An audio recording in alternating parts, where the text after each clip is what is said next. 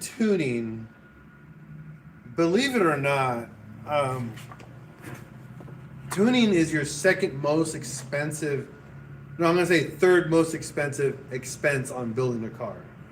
Um, when you do tuning,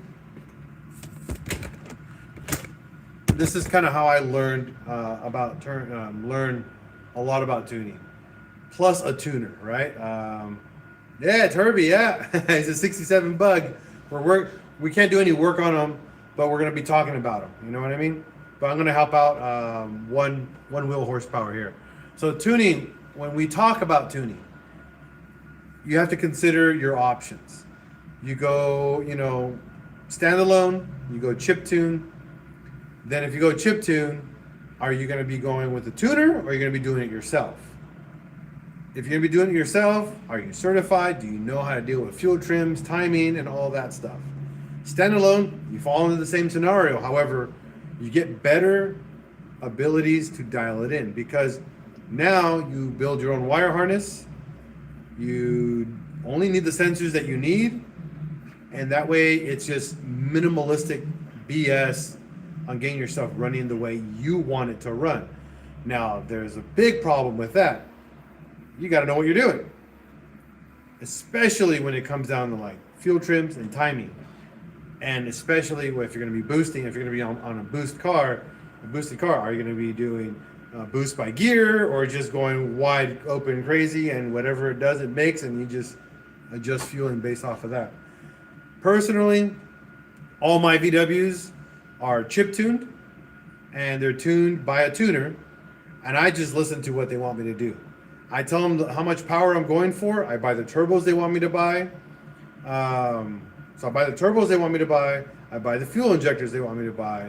And if they suggest like turbo piping or like intercooler piping or exhaust systems and intakes, I just listen to them. Why?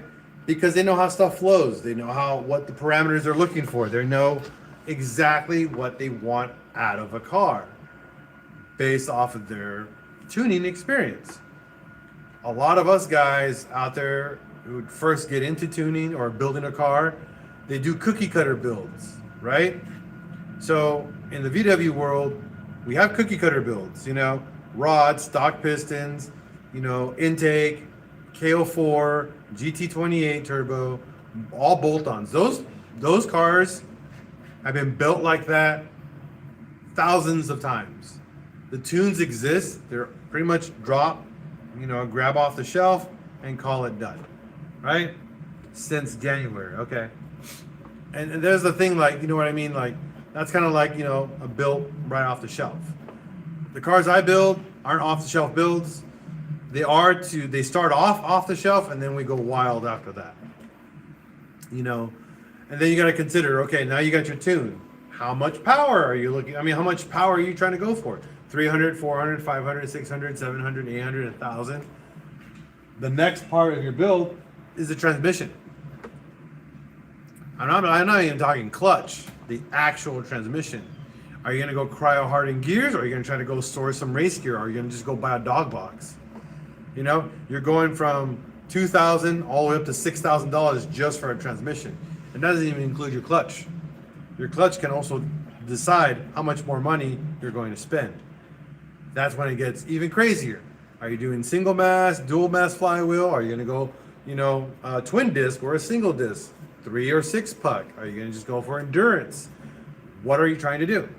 A lot of people just go, thank you. I know, right? Rocco's Modern Life. This is my favorite. I've had this shirt for like almost 6 years.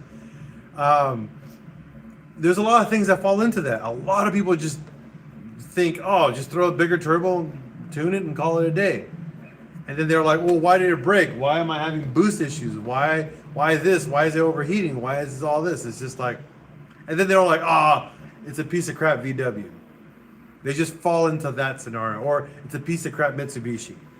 They fall into that category because they go by the default. They blame the car and they never blame themselves, and there's not enough research. Yeah, I agree. There's a lot of money that goes into these builds, and a lot of problems is that no knowledge. You're like, here's money, and here's your knowledge down here at the bottom. And then guess what happens?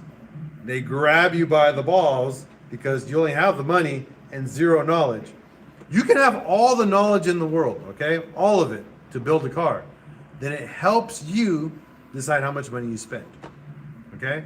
It also helps you make an educated decision. You don't have to be able to build a car, but you can at least research who's going to build it, how well they're going to build it, and how much money you're going to spend to build it. There's a lot of things. Obviously, it cuts the costs, I'm not going to say in half, but pretty close to like at least a big, massive, like a quarter chunk out of it by building it yourself. But tuning, I know I'm kind of going like crazy, but yeah, exactly. You want to do as much as you can by yourself, because then you know how much work is involved and how much effort you put into building this motor, right? And this whole platform. But tuning is your third most biggest expense. Second, transmission. Number one, your engine. Engine and your turbo build. That kind of goes, if you're going to go turbo, right? Engine and turbo, if you're boosting, that's kind of goes hand in hand, but transmission and then tuning. Me, I kind of rock stock transmissions. I know it's kind of weird. Where is it? City? What do you mean? What city? What city are we talking about? And suspension. But again, suspension only matters depending on the type of build you're doing. You can cut a lot of corners on suspension based on what you're trying to do. Trying to go straight, put a bunch of bushings in there, it'll solve that problem. Are you trying to go curves? Then you're going to have to spend some money. You know, are you trying to autocross? Are you trying to canyon? You know, where is it, city? Your garage. Where's my garage located? I'm located in Arkansas. Circuit. Okay, so now you're going to spend a fortune on suspension because circuit racing is extremely stressful on your car. You got to know that. And you got to go full like adjustable dampening, and you got to learn how to tune a suspension. That's one of your biggest ones.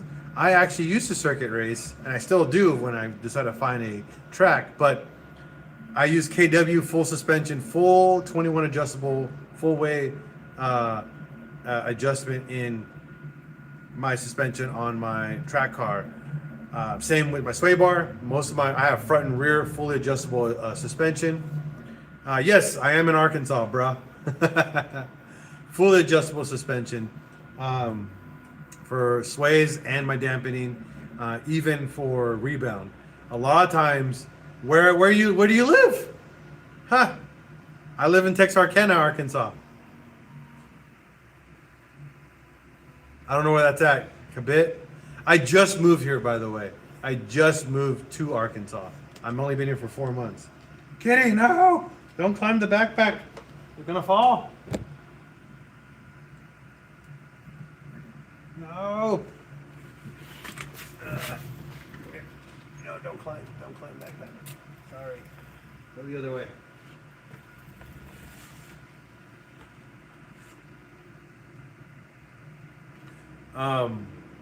Okay, so you're only like an hour and a half, maybe 2 hours from me. You're not that far.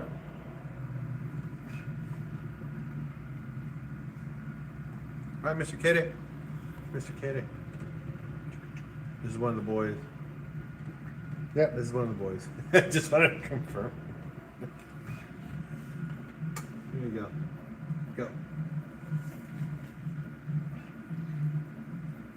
Go. So yeah, the suspension, again, you're going to get into crazy costs of tuning suspension. But if you do decide to go that way, I can help you. Definitely help you. There's a lot of things we can focus on, and there's a lot of corners we can cut to give you an edge and then help you out, like by not spending too much money. But you're going to need something that gives you camber adjustment. You 100% need fully adjustable camber on either the strut or the control arm. I prefer you have a camber plate on your strut. That way we can just and then adjust right on the spot on fly. You definitely need a differential. if you're gonna go, oh, actual, autocross racing or circuit, you're gonna need, a good diff. Differentials make a massive, massive difference, especially when you're cornering on a car. All right, so a little off topic. Not this. No, not this car. No, I have a couple cars that I race. I have a rear-wheel drive GTI that we built with the LS2 swap. We also have. I would love to race a bug. By the way, if I had a bug, if this is not my bug, if I had a bug, I would build a legit air-cooled racing bug. Oh my god, you don't know how much fun they are to race because they are go-karts. They're literally go-karts, and all you need is about 150 to 180 horsepower, and they rip. They only weigh 1,600 or 1,800 pounds. They weigh nothing. They don't weigh anything. This cat's literally gonna fall. Yep, he fell in. Oh, that's cool. What year? Thank you. What's up? What's up? Thanks for tuning in. Yeah, so this is a 67 bug. We just pulled a motor out of it. 2 days ago, I did a full live on pulling the motor out. Took way longer than expected, but you know what? Shit happens. It's actually the first time I pulled a motor in a bug in over 20 years. I have VW buses. They're a little bit easier to swap. Yo, yo, yo. Wait, hold on. Hi, what's up, Bite? Okay, there's a good, I know, Subaru engine in a bug. Believe it or not, I would not do a Subaru engine in a bug. Number one, they love the spin bearings. They love the leak from the heads. And the spark plugs, another guy mentioned, I totally forgot, is a nightmare to do inside of a VW bug. I would never do. Best thing you can do on a VW bug or a bus, or actually any air-cooled engine, believe it or not, no, you can still, you can actually put the trunk, you can do a VW 2.0 engine, the 2-liter, we call them the 2-point slows. You can do those engines. There's a guy, no, I'm not in California, I'm in Arkansas. There's a guy that I know that actually put a VR6 in them, and they freaking rip. A 1.8T, oh yeah. Put a 1.8T, put it around 35 degrees, do a custom oil pan, it will bolt right in. Currently, I have a 71 VW bus with a 1.9 liter TDI engine in it. Super easy. What's that gray car in the background? That's a Corrado. That's a VW Corrado with a 1.8T swap in it. What part of Arkansas? I'm in Texarkana. Texarkana, Arkansas. Yeah, so that's a 91 VW Corrado.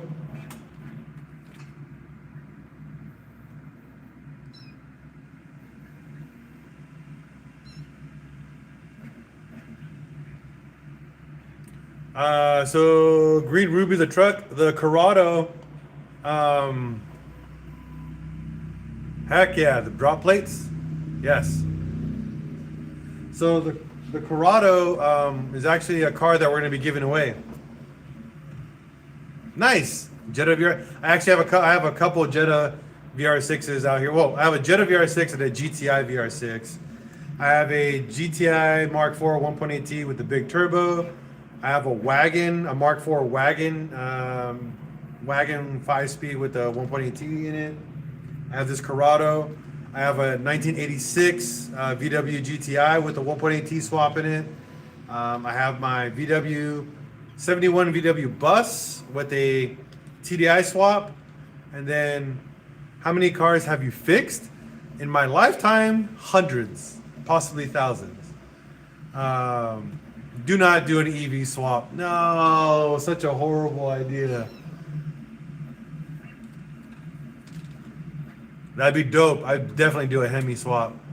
I have a 70. I have another 71 with a big motor. It has a 2110 what is it? I have a 2110cc dual carb, dual 44s, counterweighted crank, 110 grinded cams, big bore head. What is it? All forged internals. We just did that motor. Did 180 horsepower, all motor on a air cooled engine. Pretty dope little bus. I would bring it in, but there's bugs in here. I'd have to drop the bug and drive the bus in here and all. It'd be a process. It's already like 9 o'clock here, so it's already too late.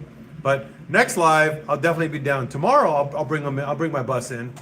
I can bring my bus and my GTI in here so you guys can see those. Definitely tomorrow. I'll have more time to set them up and put them in here. Have you messed around with EFI on air-cooled bugs? Yes, I actually done. I've done a fuel-injected bug before. It's not that hard. Oh, what rim is that? Oh, want me to show you? I can bring it closer. That'd be dope. Hemi? Heck yeah. Yeah, I'll bring you over. I'll bring it over right now. It's a Porsche wheel. Give me a second.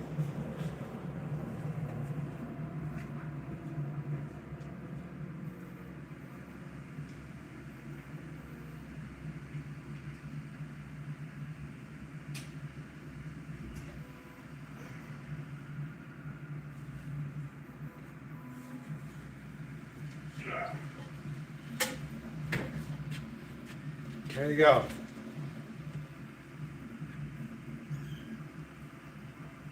This is a hollow spoke Porsche twist wheel, hand painted by my cousin, and then we clear coated them. We have 4 of these set up like this. So this is the 18 by I think 10, and then I have the 18 by 8.5. So these are actually going to go on my GTI. Is there one behind me? No, we're good. Oh no, he's in front of me. Ah!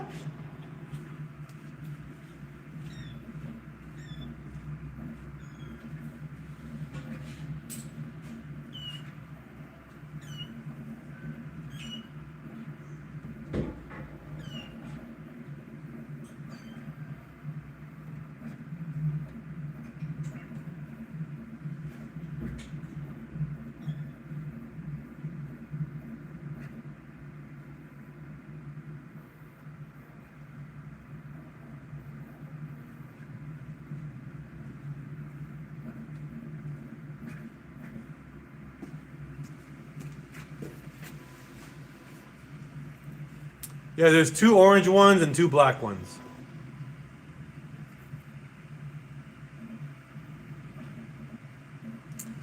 So I just came back from San Diego a month ago. Went out there to help my brother get his 66 bucks rolling again. Was storage fine? Hell yeah!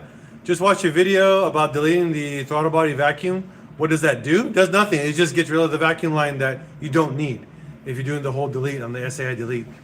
We went through all the brakes. Did a 2.5 inch drop and pretty much replaced all the brake lines. Heck yeah. Heck yeah. So yeah, there's 4 cats in my garage right now. They're actually VW cats. They were born inside my VW bus that's outside.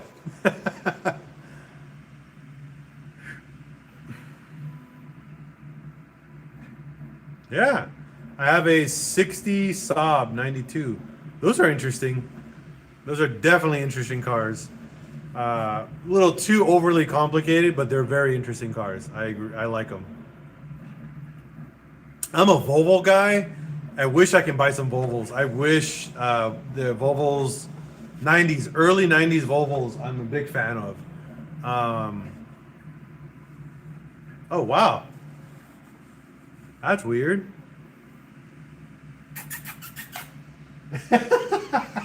I scared him.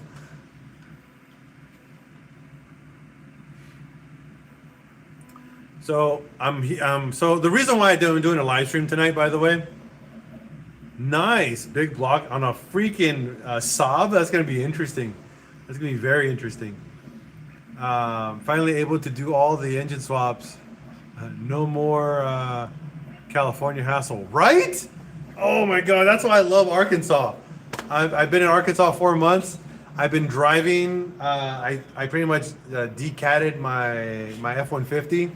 So I bought bigger downpipes for my F-150. So I have a 2.7 liter, a 2020 2.7 liter F-150. I took the cats off of it. I put a high flow downpipes. I did a full exhaust system. I had it tuned to be clean. Like it's really dialed in. The tune on this truck is dialed in. I did bigger turbos. I did a cold air intake, and then that's not that bad. I've been here in the summer a couple times. It's not too bad. So we did all those mods on my F-150. Dynoed 476 horsepower with 500 pounds of torque. It is nuts what those trucks, those tiny little 2.7 liter engines can do. Super nuts. You have to cut the air with a knife. Yeah, right? I moved from Riverside to Dallas. Registration so much cheaper, no emissions. Yep. Bro. Yeah, out of a 2.7 liter. Super easy. Super easy. I can get more, but I didn't want to push it.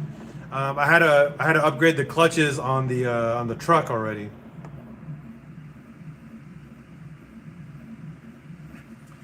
So I pulled the transmission. I did a clutch pack upgrade, and didn't cost me much. Clutch packs were, I think like $800 for a clutch pack set, and then all I did was just swap out all the new valves on the transmission. On the valve body, I swap out. I think there was 3 or 4 valves that need to be swapped out when you go higher torque. You have to go do like a billet part.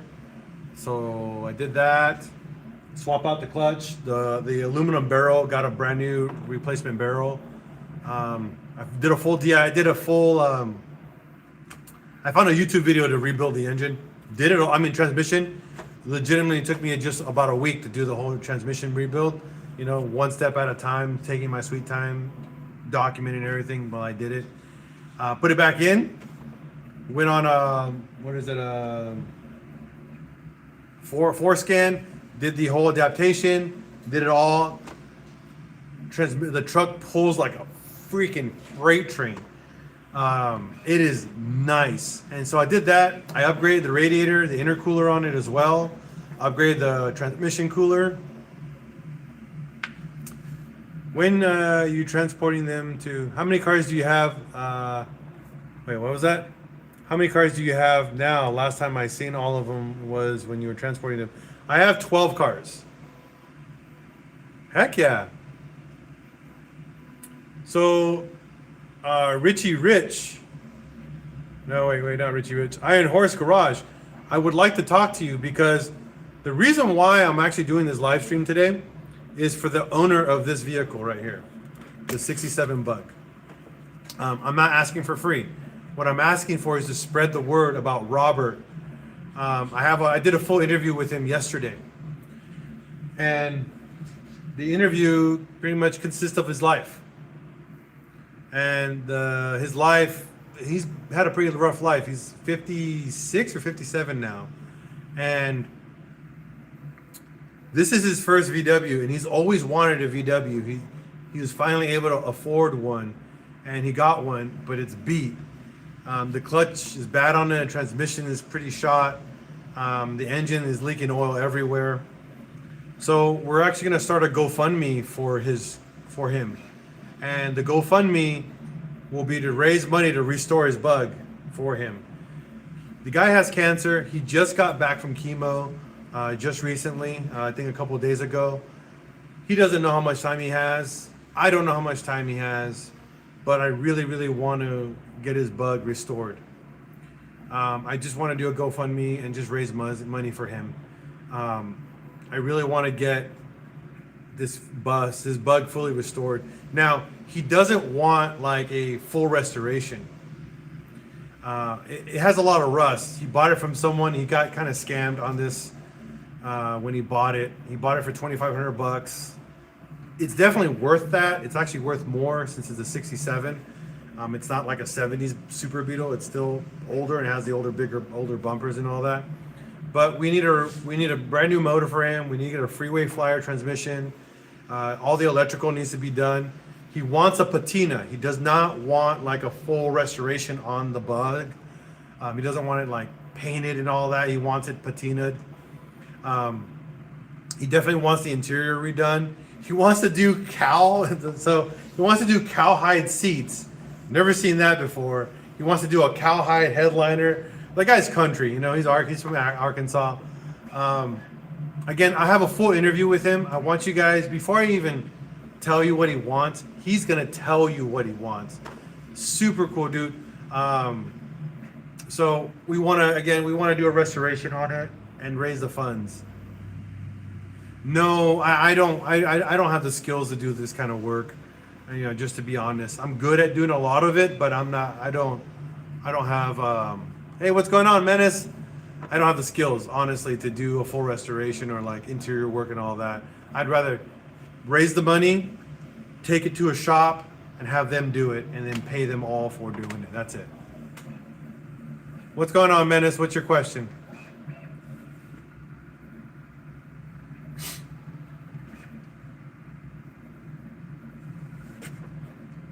Can you haul the car? Yes, I could definitely haul it. That's so again, the whole point of raising the money is to raise the money, and then I want to use some of the funds to buy a little car trailer, and then just take it anywhere it needs to go. That's it. You know, that's all I want to do.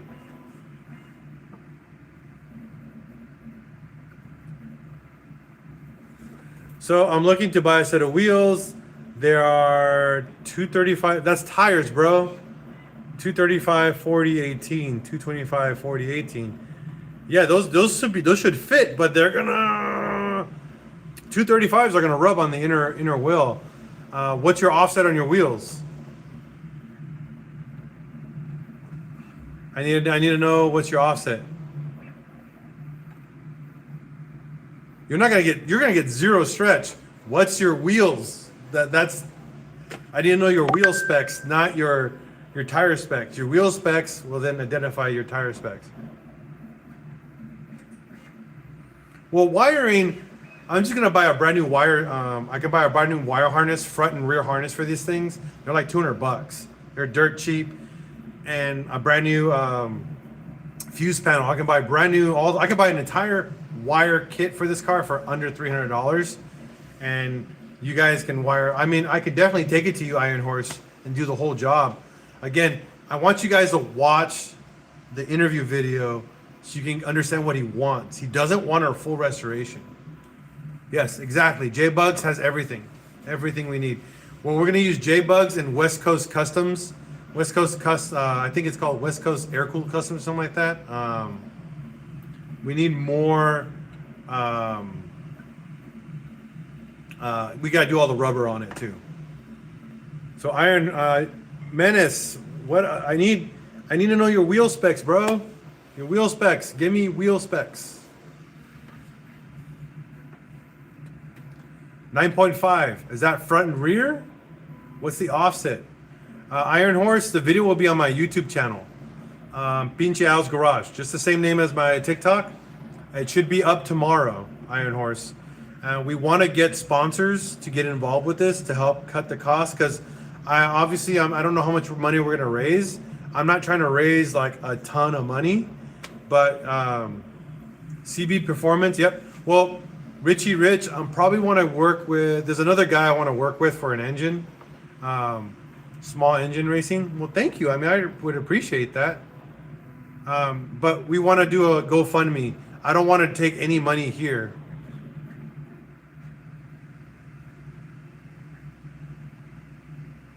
When did air-cooled bugs end? Like 2005 or 2010 is when they stopped making air-cooled bugs.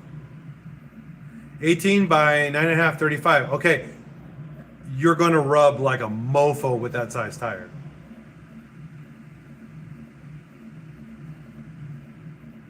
Email you guys. How about when I get the YouTube video up, watch it and then put that in the comment in there for me, your email, because lives on TikTok disappear and I lose all the messages for it. But TikTok, I will be posting shorts of the video on there, so you can also comment on that. But again, I just want to raise money for this guy.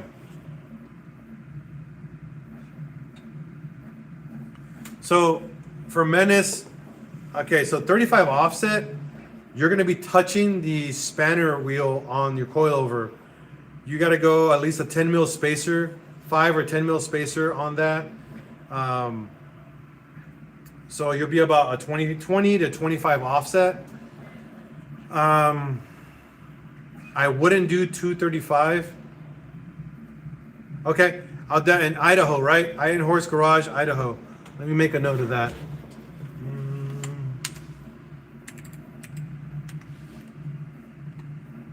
For Robert.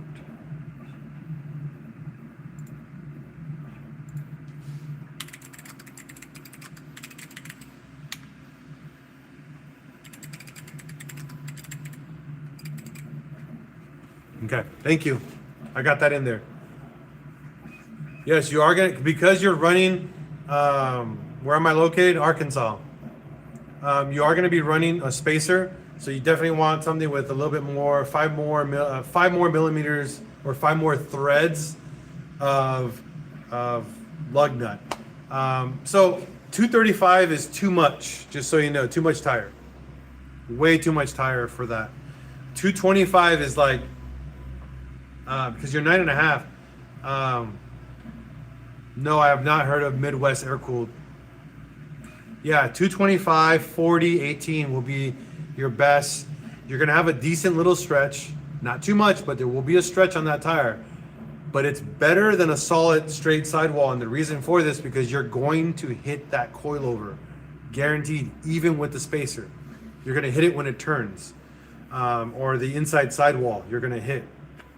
The rear end, you're gonna be fine, but the front, you're gonna need more spacer on the front. But if you're gonna space out the front, it's gonna be uneven with the back. So buy a couple set of spacers to see which, because you want that staggered look. You want the front to not poke out more than the rear, so you need to find that exact fitment. So for me, on my GTI, my Mark IV, I have 9.5s in the rear. I run a 215 in the back. So 215, 40, 18. In the front, I run a 205, 18. My front is 8.5 inches, and I run a 205 in the front. What year is the bug? It's a 67.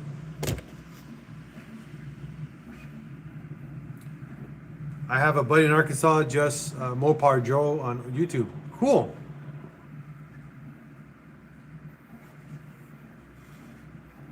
I wonder if these kittens went back to bed. Hopefully they did, because I just fed them all. Oh, he just jumped out. I should be good to get a setup than you just work with as needed. Yeah, don't go any bigger than 225. Do not go bigger than 225. You know, on a 9.5 inch wide wheel on a Mark IV. You're going to be just asking for rub. And it also depends on how low you are too. Since I got my truck for free, I get to learn to fix more stuff now that yeah, hell yeah. No problem, Menace. No problem. Mark IVs, I know their offsets like the back of my hand, so I can definitely get you the right wheel, you know, set up before you want to go.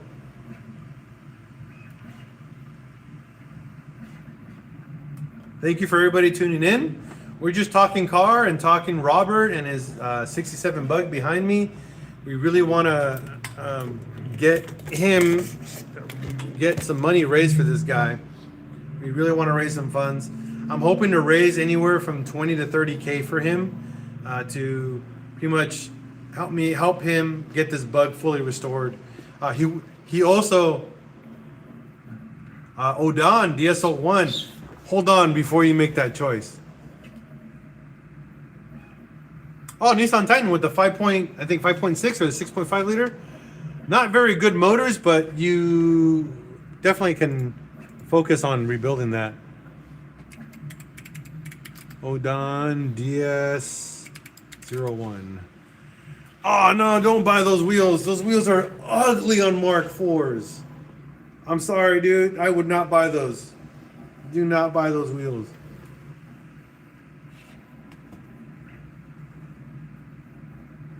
Yeah, I would not touch that. Those are, for some reason, I've seen a couple Mark IVs with them, and they're ugly. They like their finish in person is not good. I would not. Yeah.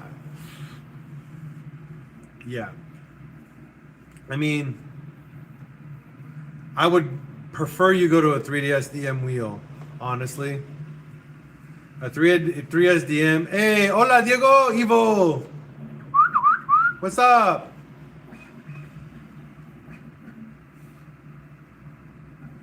Okay, that's too bad. Not too much work. Again, Nissan Titans are legit, but their engines, from the history that I know of, their engines are doo-doo. They love to fail. Like, they just love to have bad ring issues. You don't miss me in SD. No one even came to visit me. Don't worry about it. I'm still on YouTube. I'm still on Facebook. I'm still on Instagram. What's the car in the back? Which one? Be more specific. There's a 67 Bug and a 1991 Corrado.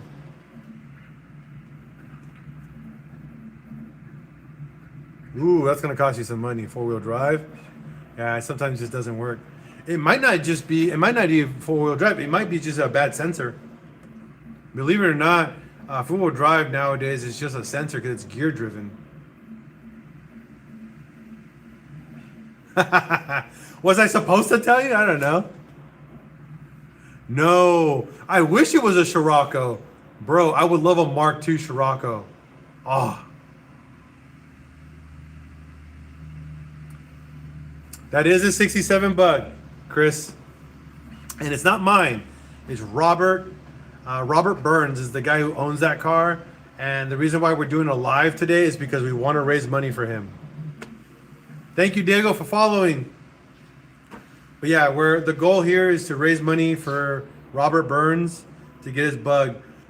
For people tuning in right now, hey! Oh, my wife's on. Hey, babe. The reason why we want to raise the money is because the guy has cancer. He's in his late 50s, and he just got off of chemo. And the guy doesn't have any money, just whatever he can make here and there. We really want to raise the funds to get his Bug restored. He's always wanted a Bug in his entire life, and he finally got one, but he got scammed into it. So we want to definitely restore it for him. The truck has about 260,000 miles, but it sounds, yeah, I mean, keep driving it. Yes, Chad, the Mark IV in the videos and all the YouTube videos, yes, that's my Mark. Well, it's one of many. Hi, kitties. Yeah, I know. What do you want? Can we come here? Come here. I got you. Come here. This one comes to me.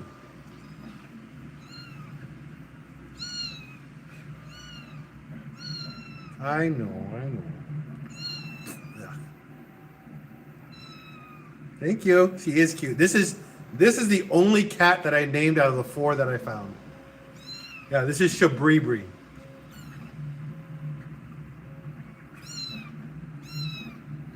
Okay, jeez. Chill, you can chill here.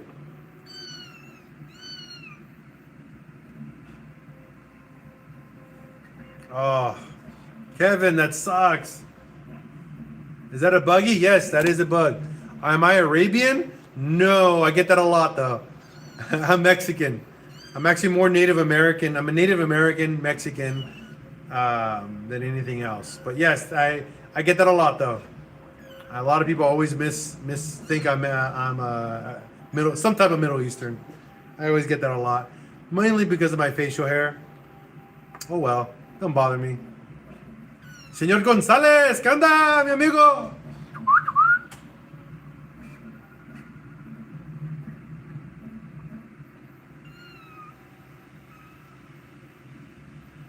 Ow.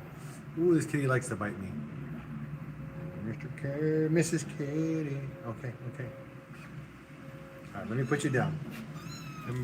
Go over there. No. Here, I'll give you some more milk.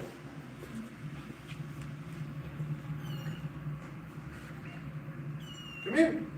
Look.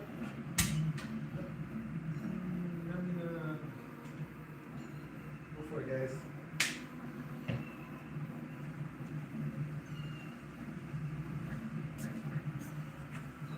Later, Diego.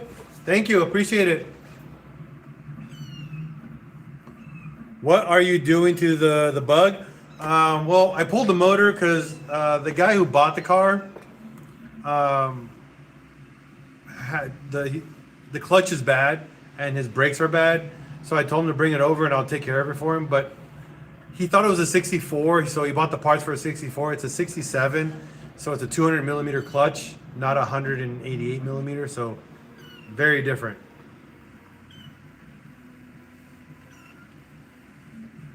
Oh, that sucks. Crashed it. Ugh. What? You want to come up here? This one's really attached to me, Shabibri. Oh, okay, okay. I know. Working on a 1985 Blazer. No, oh, I love C10s. Oh, I love a C10. Hey, good seeing you too. My Mark IV has been for 2 years beachside. I got her back on the road. Headed in work Monday morning. Made it 2 miles down the road and with my biggest smile. Hell yeah. Started downshifting for the light and then stick. Went out to limp mode. Had a granny gear. Oh my God, in third. So V-dub vents. More than likely, when you get into limp mode, boost leak right before the map sensor. That's usually most commonplace. What's going on, Bangin'? Haven't seen you in a minute. My boy, Bangin's been a trooper. He's been following me for such a long time.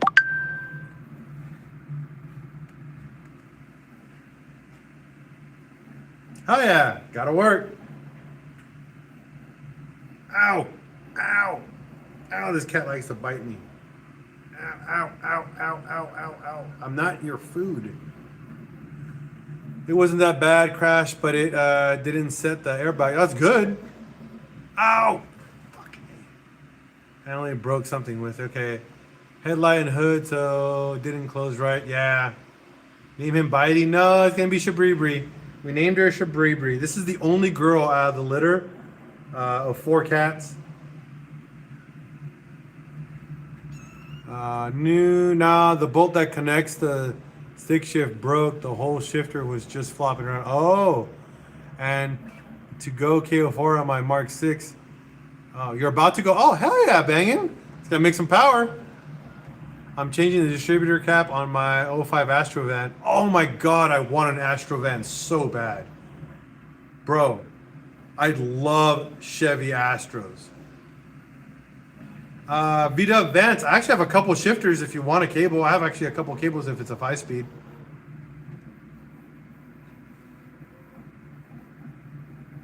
Hiya, Kevin. Thank you. Trading the MK4 for my buddy to do it all for me. Okay. But yeah, V-dub vents. I actually have a few extra shifter cables if you need it.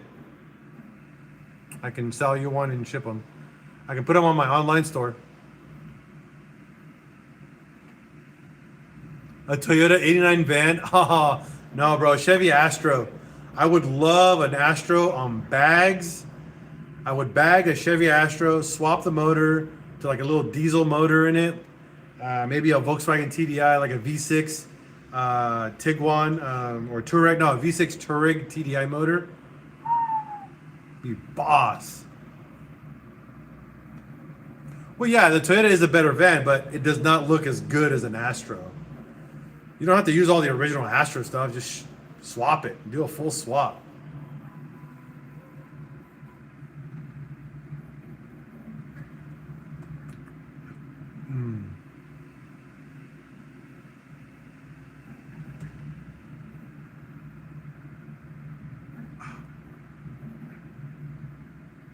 Nice. Bunch of, I love subs. 618s.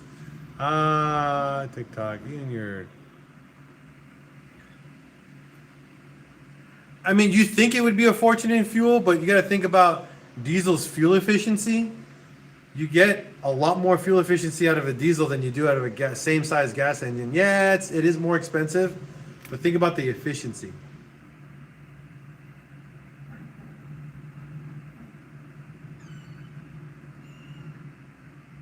I know, right? Astrovans were literally just a giant cube with subs. Definitely sound competition beast. I'm in Arkansas. I know, Mr. Kitty. I mean, Mrs. Kitty. Miss Kitty. Oh, Miss Kitty. Okay, I'm gonna let you go. You're being annoying. Go. Go. I just want to meow, meow, meow, meow, meow.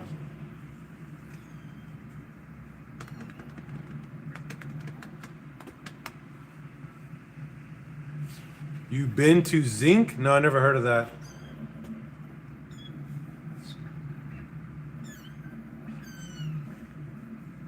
Why do you come back?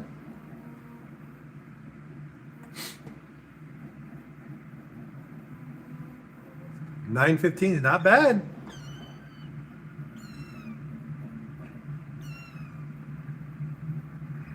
No. Zinc, Arkansas, the most racist town in America. I don't know, but Texarkana, Arkansas ain't racist, and it's super nice. I like it here.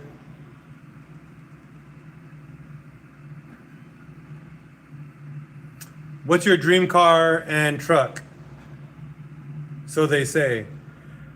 You know, to me, racism is just to whoever wants to be racist about it.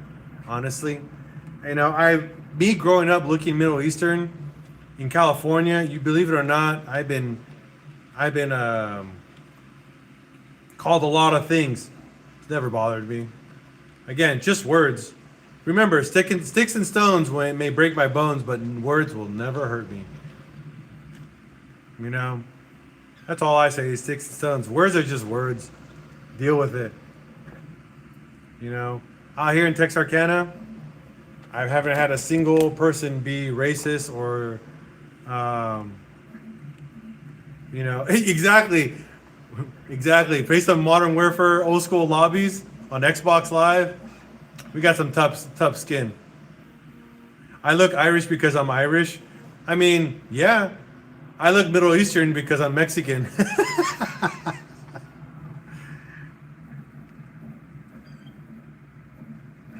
Yeah, there's nothing that really bothers me.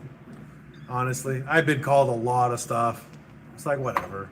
It's just words, man.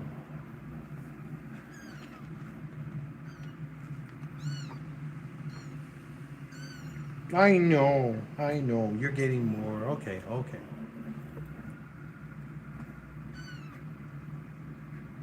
Where's my Corrado? It's right there. Hold on. There you go. People are just ignorant. When you're ignorant, you're stupid. Plain and simple. Don't be ignorant. That's it. Don't be ignorant. Just ignorant. Don't be ignorant.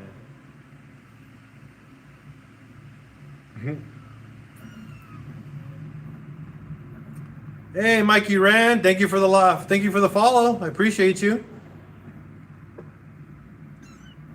Hey, I got one of those. What, Royal? You got a Corrado or a Bug?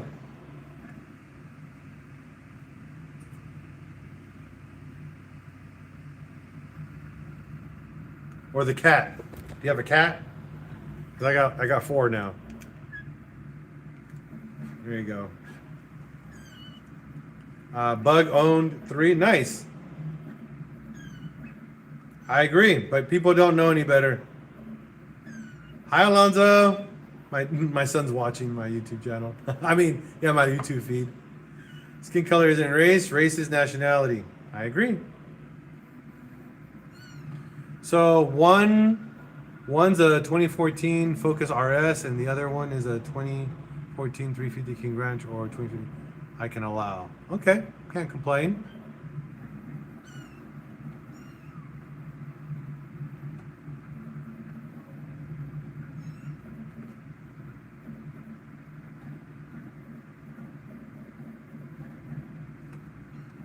I'll hold you. Don't worry. I'll hold you like this. Yeah, back to cars. Exactly. I hate talking any type of politics or racism and all that. It's super annoying. Because in my opinion, the Ford Focus looks beautiful. It is a nice looking car.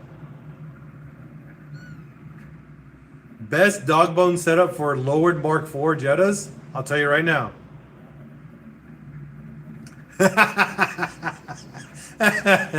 I agree. Just would look on the interior, you'll find out who owns it. So best dog bone setup for a Mark IV Jetta. Okay, Jetta GTI. What engine? What engine do you have, Heartbroken? I can tell you right now what engine. And what are you trying to do? Okay. I did not know that. That's interesting. So yeah, 1.T engine, okay, slammed on coils. So if you want to run a dog bone setup so you don't destroy your dog bone every time you hit a bump, there's a couple ways you can do this, okay?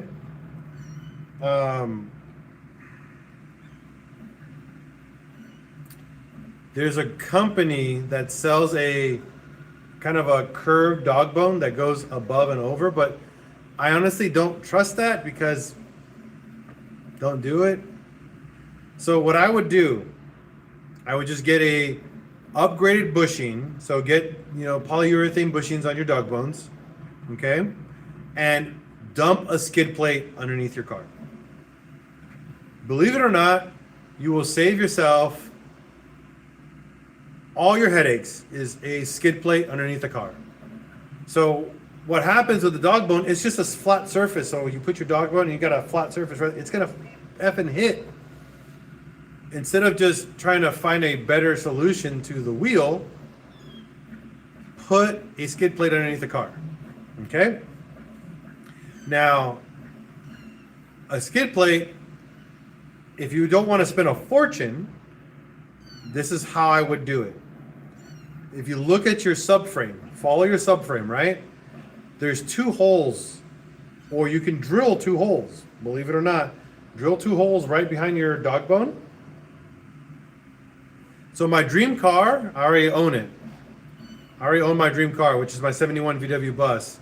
Truck, I want an 80s dually. I want an 80s Chevy dually on bags. That's my dream truck, right? 80s. I want the square front, a square body. But you can either drill 2 holes and do 2 nutserts there and then run it over, right, all the way to the front of your dog bone. Right in front of, underneath your engine, there's 2 ports that you can go onto your oil pan and just bolt it onto that and just bend the crap out of a piece of aluminum or steel right in front of your skid plate, right in front of your dog bone. It'll cost you like $60 in total if you make it yourself. And you'll have a super simple skid plate with like 4 bolts. And it will solve all your subframe and dog bone problems ever. Easy solution. Super easy. And you'll never have to worry about doing damage. If I EGR delete my Mark IV TDI, does the immobilizer has nothing to do with your EGR delete. R32 bushings are phenomenal for great for control arms. Yep.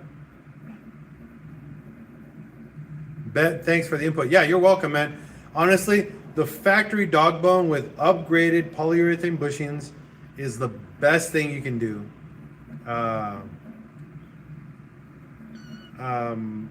And then just make a cheap aluminum or steel skid plate right underneath that. You'll save all your headaches, honestly. Honestly, easy.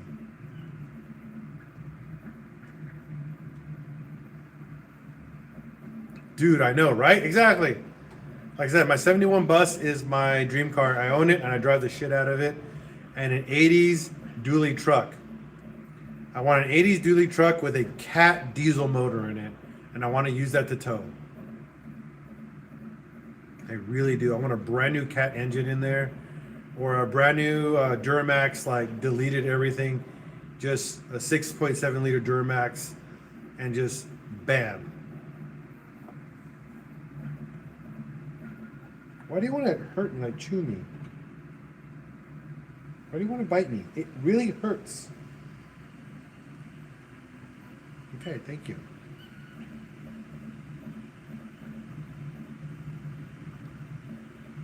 You guys have any other questions or comments or thoughts? I'm here. I got another 30 minutes and then I'm gonna get off. Actually, let me confirm that. Hold on. Oh. I'm actually doing some printing for my son. I got about an hour.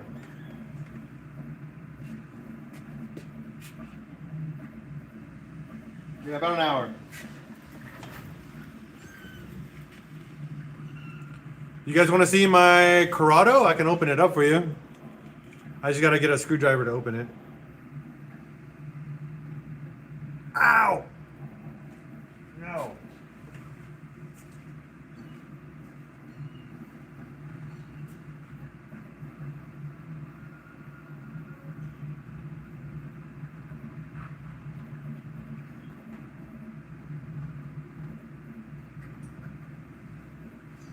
Let me open up the Corrado for you guys.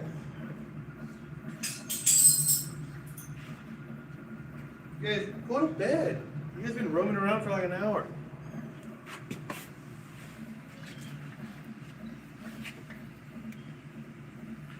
Tell you something, somebody, I'm a state 4-door Chevy 1983 dually truck. Oh, don't say that, dude. Don't say that. Oh, that's such a good truck. And then on bags, whoo! All right, so give me a minute. If you guys want to see this car, are you going to paint the bug? We don't know yet. Aloha and mahalo, by the way. Mahalo plenty.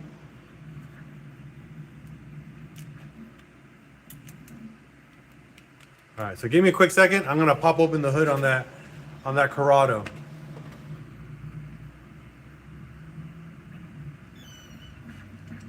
$5,000 for the first 5 people to message me. Hard times. Stay blessed.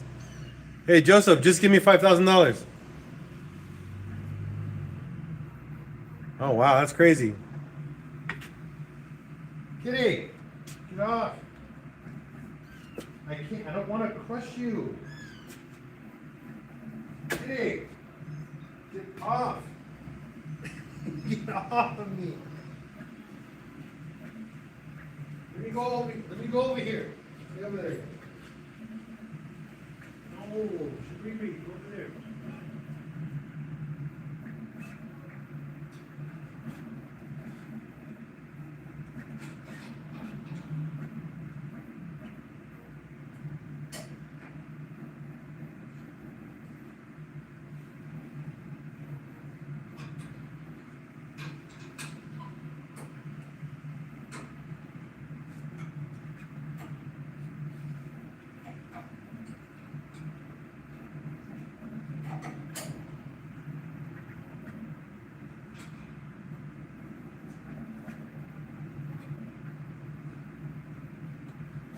Let me get my pry bars. Get that hood open.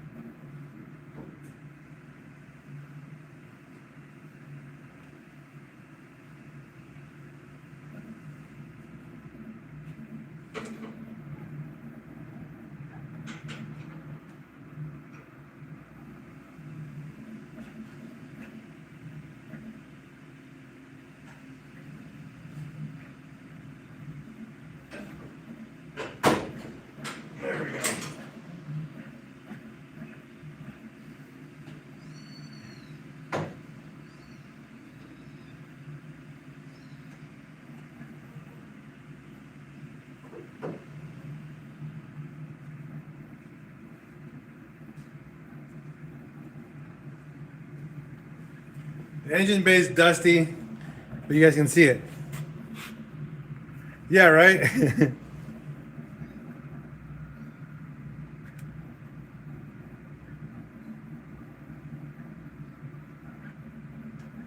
All right, come on over. Let's walk you guys over to the Corrado. It's dusty again. And I lived in San Diego, and dirt is like such a huge problem out there.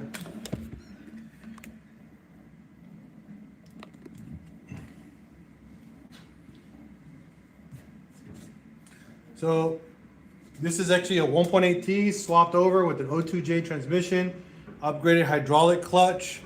We actually upgraded to a B4 or B5 Passat master cylinder, custom manual steering rack. Everything else, it's got a Fabulous Manufacturing front cross member with a VR6 race radiator, and everything else is wired up. It just needs to be plugged in and it'll run. Yes, it was a G60 originally.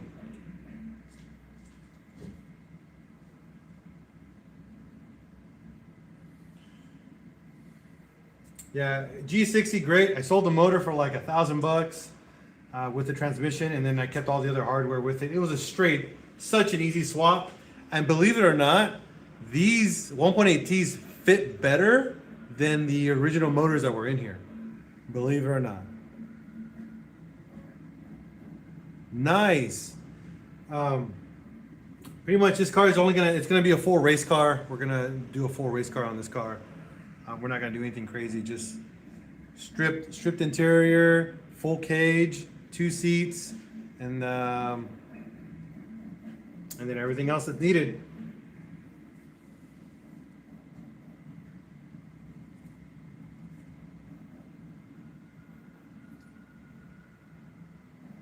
It's a fully built 1.8T engine, by the way. Full SuperTech valve train. We have integrated engineering cams. Yes, the active arrow, I was able to manipulate it with the Mark IV ECU. It was very easy actually to find the 3 wires that control it, and it just clicks on it after 60 miles an hour, so it's pretty cool.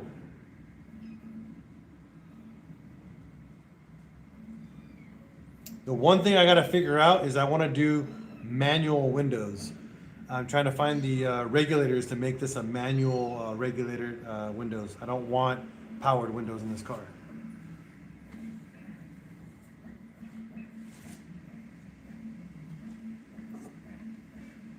So the engine bay's actually completely shaved. You guys can see we shaved everything.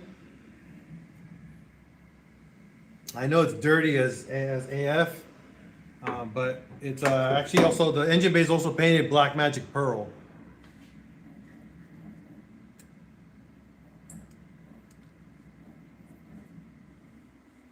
So Passat, okay, I did not know that. Thank you for that.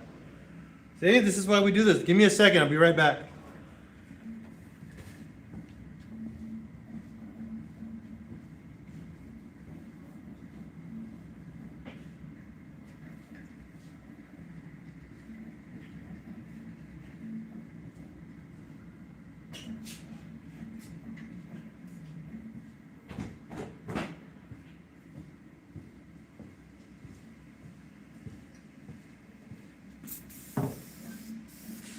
The car is painted Nardo gray. You can see it's just all fine desert dust. I used to live in the high desert in San Diego.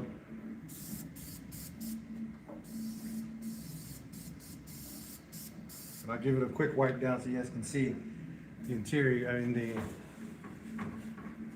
engine bay. It's just dust, nothing serious.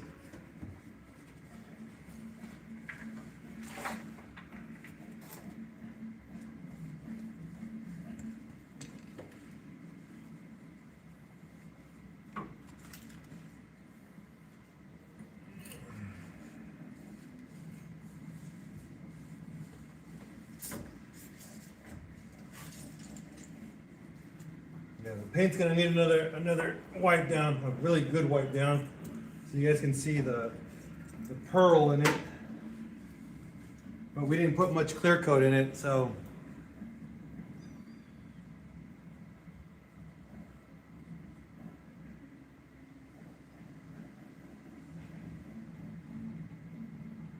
I know, I love Black Magic Pearl. It's one of my favorite colors.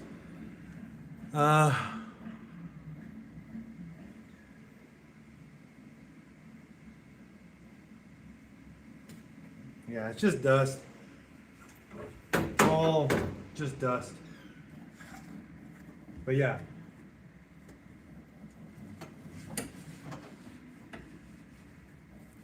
All the brake lines I had handmade. All handmade brake lines. I replaced all the brake lines on this. Oh, it also has a water to air intercooler once I actually put it in here. I'm not using a standard intercooler, by the way. All right, before I go any further, I'm gonna take you guys back. Kitties, you guys are everywhere.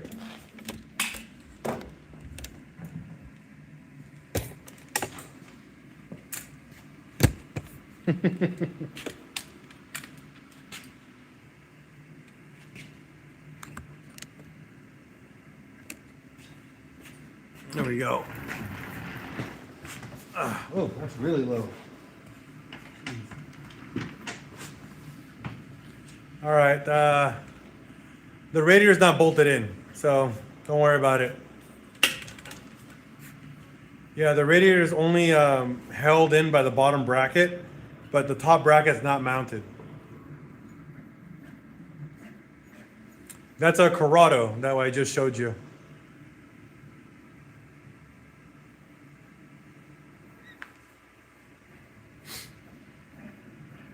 Yeah, there's a lot of kitties everywhere. There's 4 of them. 2 black ones, 2 orange ones.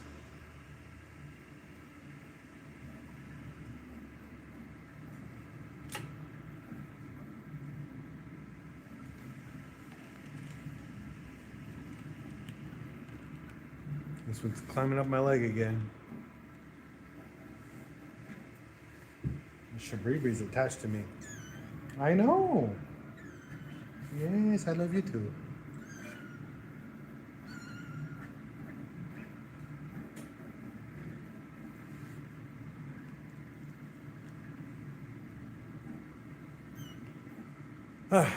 But again, if you guys are just tuning in on here, we're getting ready to start a GoFundMe for Robert Burns, the guy who owns this 67 VW Bug.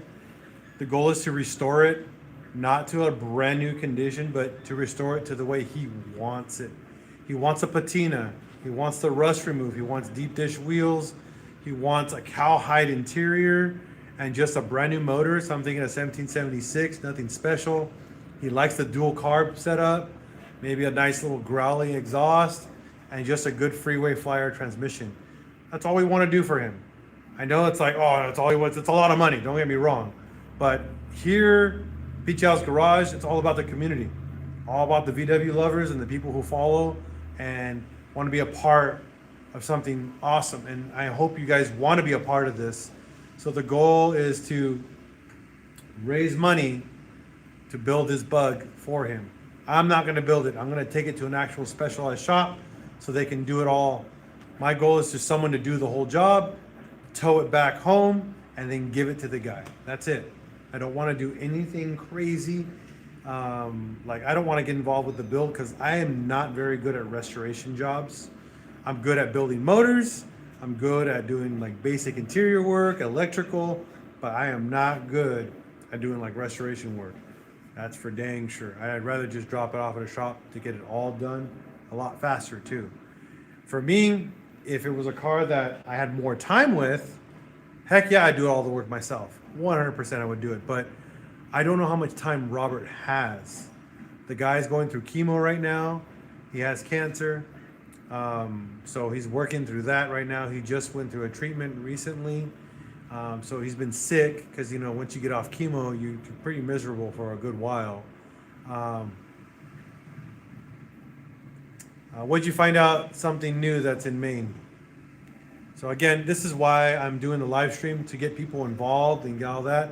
Tomorrow, there's going to be a video about a full interview about Robert and his life.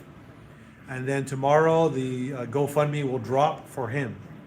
Okay? And I will trailer this car anywhere that it needs to go to get the work done. There are a handful of shops. There is one shop I want to get a hold of to help us build the motor for him. And that's the people that built the motor for me and my bus. And that's the right gearbox. But if you guys know of any other shops that can do a good engine build, again, nothing crazy, just a nice little 1776, just for him so he can putt around town, I'm definitely open for that. All right, guys. And any suggestion, Iron Horse Garage is one of the shops that I'm really going to look into and probably have them do the body work and restoration on it. But I want you guys to watch the video before we go any further.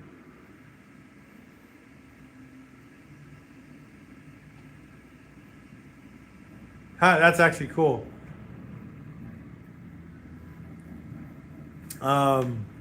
Greenville Ruby, look up Scythe Performance. They make truck kits for the VWs that we drive. Check it out. Scythe Performance. They make, or Smith Performance. I think it's Smith Performance. They make actual bolt-in truck kits for Volkswagens. Al, how you been? Hunter, pretty good, buddy. How you been? Always nice to see you working on or near kind of VW. Have a great night. Always enjoy the video. Hope the Corrado and Buggy go live, live full lives. I agree as well. Thank you. Thank you.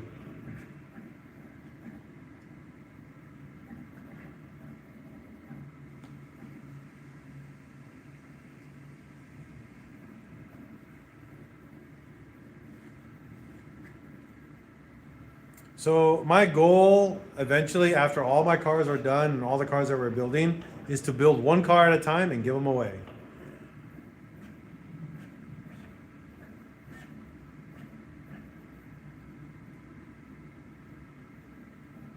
Hunter, no, I'm not in San Diego. I'm in Arkansas now. Texarkana, Arkansas, to be exact. I left California, man. California is getting ridiculous. It's getting ridiculously expensive to live there, and there's nothing great about it anymore. You can't say anything cool about California anymore. It sucks. Heck yeah, you're not that far. I'm actually thinking about going down to Nashville to go drive the Tail of the Dragon, or ride it on my motorcycle, one or the other.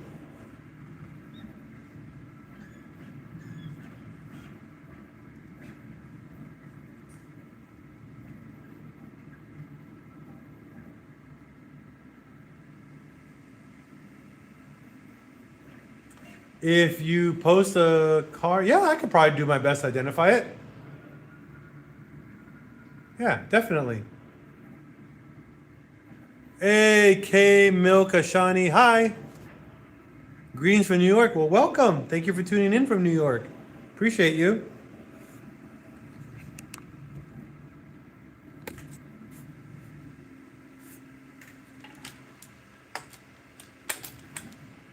Just talking car tonight. 3 hours isn't far. Not at all. It's a 67. We finally found out the year. Thank you, thank you. It's not mine. The owner of the bug is Robert Burns. But thank you though. I appreciate that. Oh, they're still cool cars though. Okay, you posted on your TikTok? Okay, Greenville. I'll check it out in a little bit once I get off, and I can tell you later. I really can't. I don't know how to switch back and forth on phones, so I'm kind of a boomer. But I'll check it once we're off of this.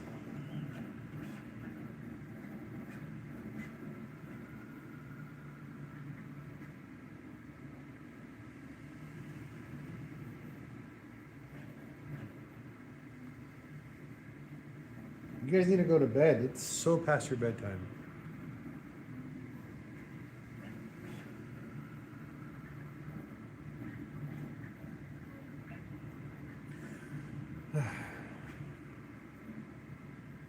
What's the gray door? That's a Corrado, 91 Corrado.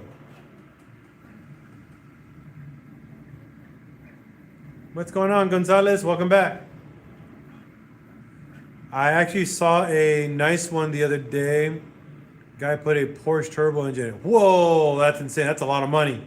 That's a lot of money. If you put a Porsche motor in that, there's a lot of money that went into that car.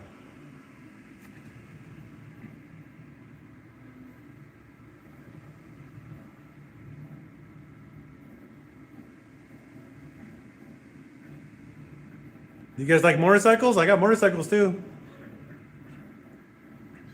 I know. I got a couple bikes here. I can push one out.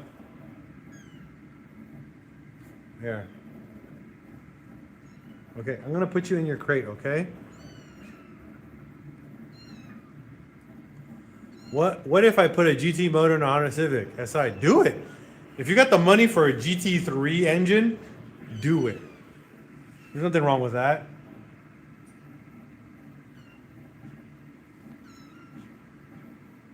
You know, but I'm also going to say BS. You ain't got no money to do that. That shit's expensive. You got what, 30, 40 grand for a motor?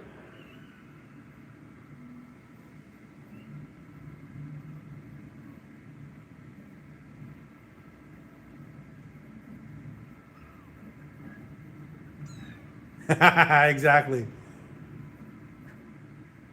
Oh, yeah, the rust has got to be horrendous. Here, let me bring the bike over. Let me put this cat away. Are you guys in here? Okay. On in. No, I'm going to leave you guys in here. No, don't come out. Don't come out. No. Oh, jeez. Why would you put your hand there, dum-dum? Take your hand out. Jeez. No. You're done. You're done. There.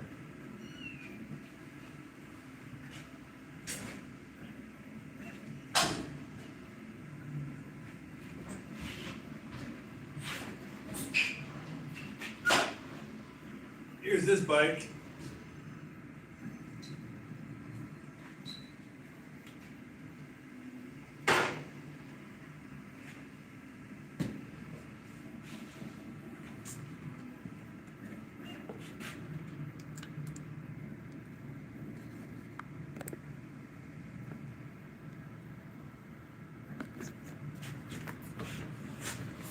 That's my Royal Enfield Interceptor 650.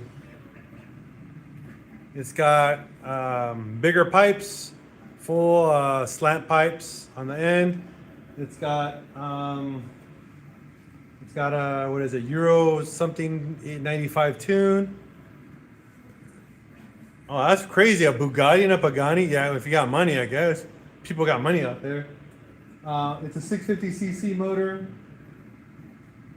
Hand stitched seat, and then hand stitched side bags. They're not saddle bags. They're actually side cover bags. They're pretty neat. Wow, that is crazy. There's about 20 of them. I don't know where that come from.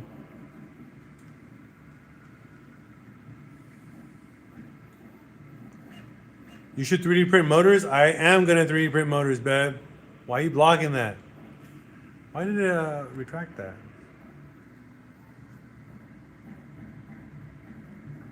Oh.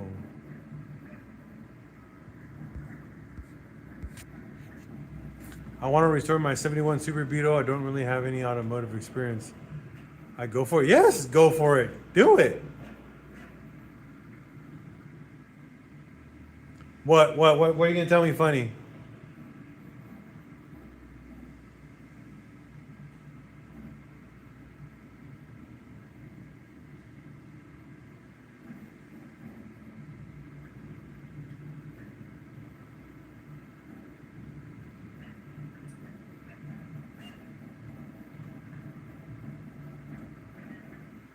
Somebody in Maine on their old truck has A sign saying "Russ in Russ we trust." Yeah, I seen that. I seen that sign before too. Sigh. I'm gonna put the cats in panic mode.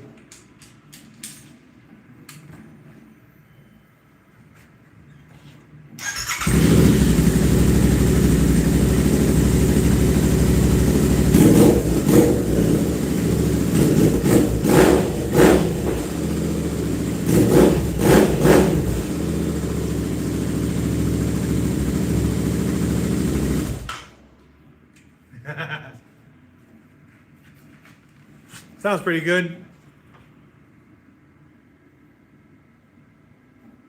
It's a cool bike. I like it.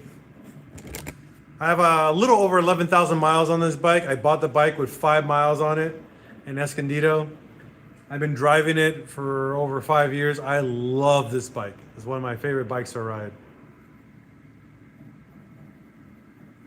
Again, if you're into bikes, for sure here. So I have another YouTube channel.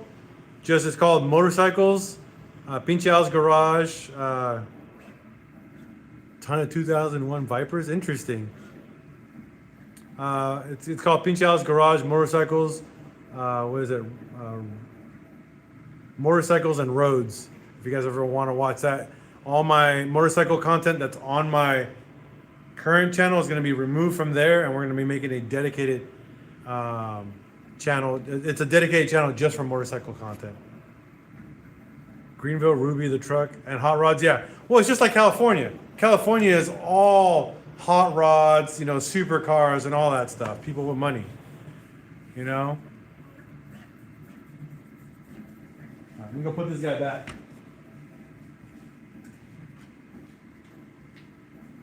I buy cheap stuff.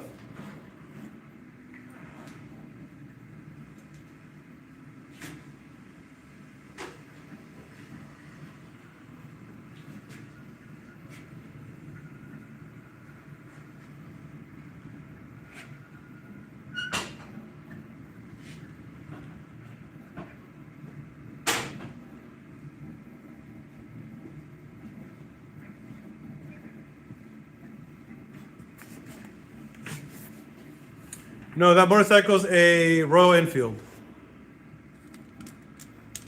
Sleepy Grampy. Royal Enfield Interceptor 650.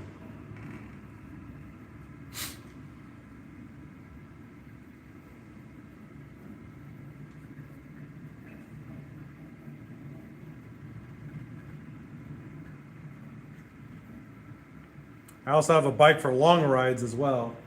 My CF Moto Adventura 650 as well. That's also a fun bike to ride.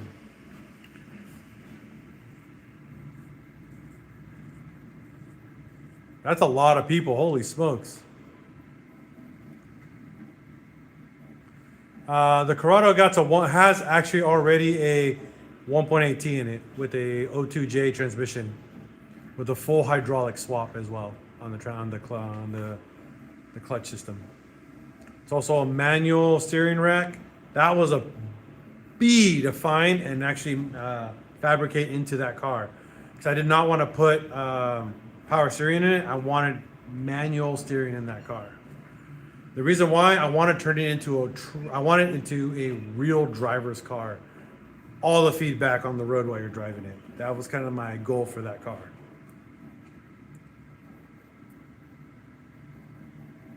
Give me a second. I gotta go use the restroom really quick.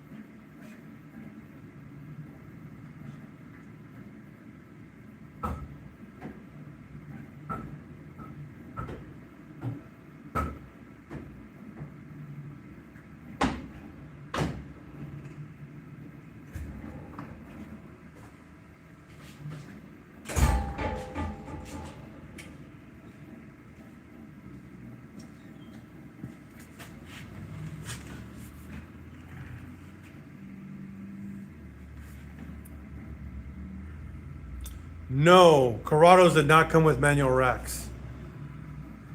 Paul Gamer, I have a question for you. Have you ever seen a 1996 Harley Davidson and a 1979 Corvette combined into one? Don't know what that is. Let's see. No one else talking over here on YouTube. Well, thank you, YouTube. Anyways, got 20 thumbs up. I like that. I got 1.7 thousand likes or hearts on TikTok. Thank you guys. I appreciate that. I don't know what the hearts do for me, but I appreciate all the hearts. I mean, they mean that you guys are enjoying the content and just having a conversation. I love conversation. I love car. I love car, tech, anime, movies. Well, thank you, Greenville Ruby, the truck. I appreciate that. Do you think do you think the Mercedes-Benz 450 SL will ever be a classic, which I have a 1976? Let me look that up. 450 SL, 1976 450 SL.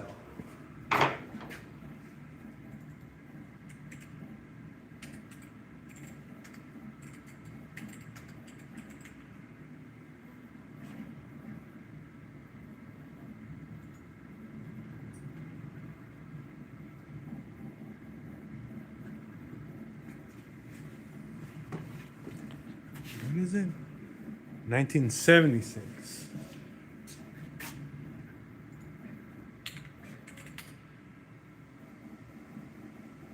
No. My car is ugly as shit, dude. Sorry, man. That's an ugly car.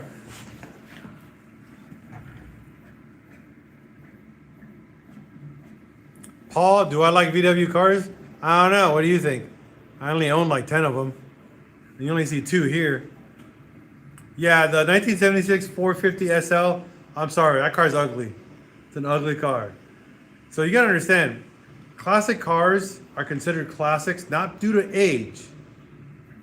1976 Mercedes 450 SL.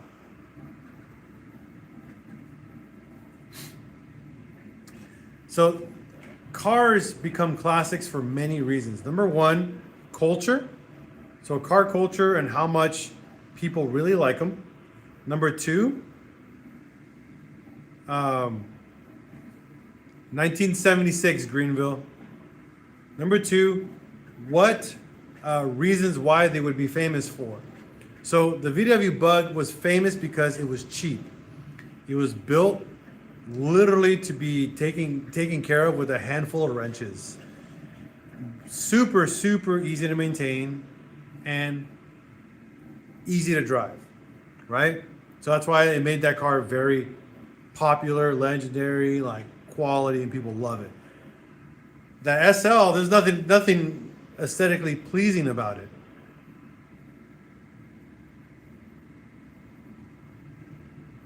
Like a Corvette, yeah. There's nothing that makes it legendary, you know? Look at the older 60s Mercedes. They're gorgeous. They have a purpose. They were used for class. They were used for the front. It looks like a typical 80s car. It looks nothing, has no character, you know? 73 Pontiac Trans Am. Ooh, let me look. Now I'm interested. 73 Trans Am. Let me look it up.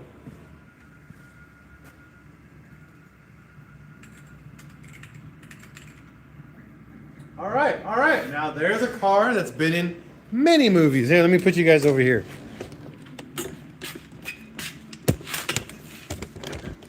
I don't know if you guys can see that, but I'll do my best.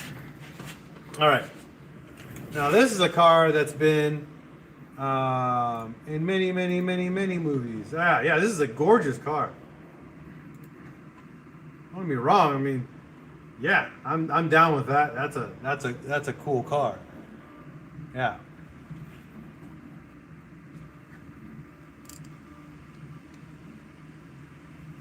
Now, before you guys ask, why do you have so many screens? There's a reason for that. Okay. Yes, these are cool cars. And these are considered. What year Firebird? You gotta be more specific. It looks very similar.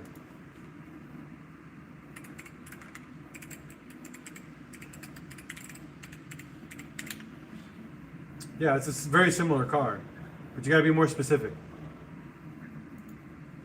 Ah, oh, that's a gorgeous car too. 2006. Oh, oh.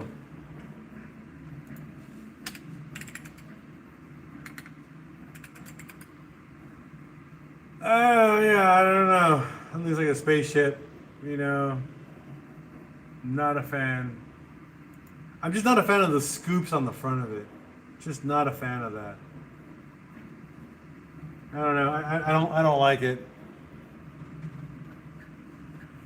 90 Formula 3. I don't know what that is.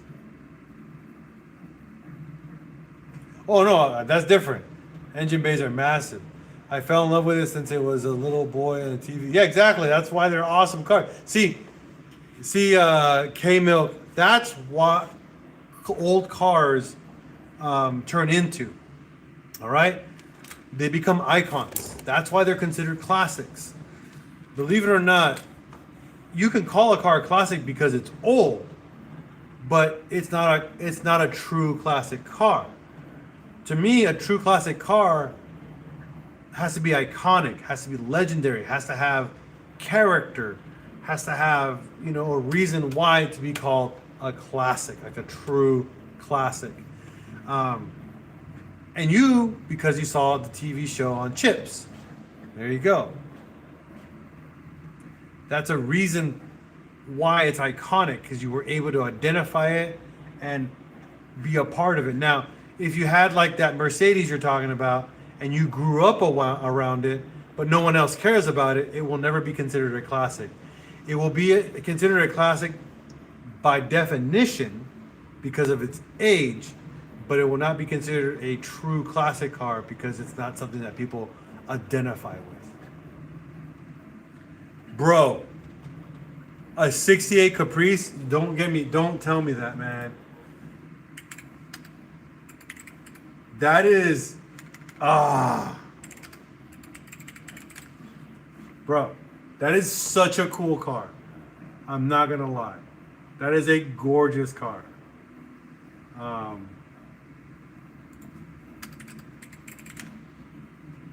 Oh my God, even in 4-door. Whew. I would prefer it as a wagon. Believe it or not, I would like it as a wagon.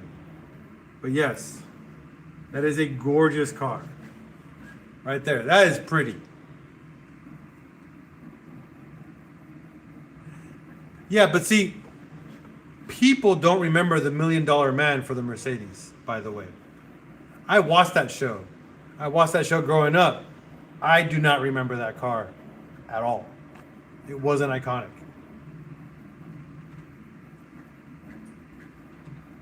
See, but now you're looking at Chevy Super Sports. Those are more common. But now, see, the wagon, bro. I don't know about you, but the wagon, whoo, that right there is a car. I'm not gonna lie. If I can own one of those, such a cool car. Look at that. Look at this.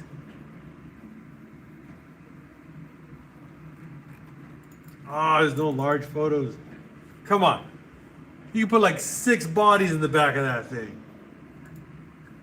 Oh man, there's no large photos. That's what I hate about YouTube. I mean, not YouTube. Google changed how to see photos, and I really hate it. You know?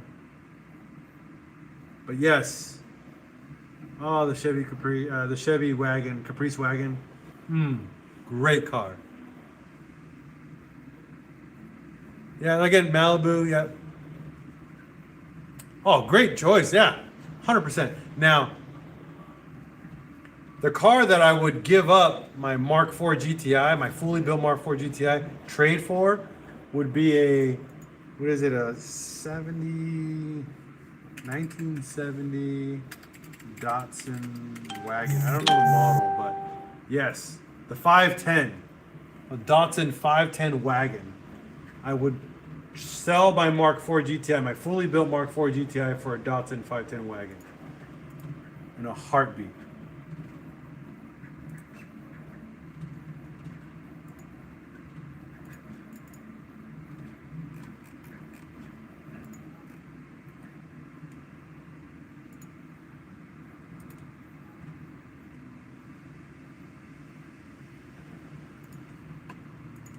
Oh, there it is. Oh.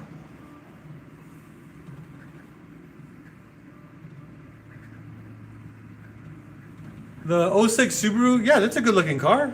Not a bad looking car. That's a gorgeous car. A Datsun 510. W510.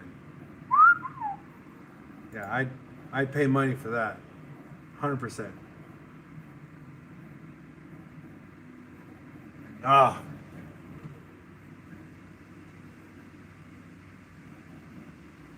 Yep, yeah, an Impala? Hell yeah. Deflation. For inflation. VW Silver VT. Inflation. Not deflation.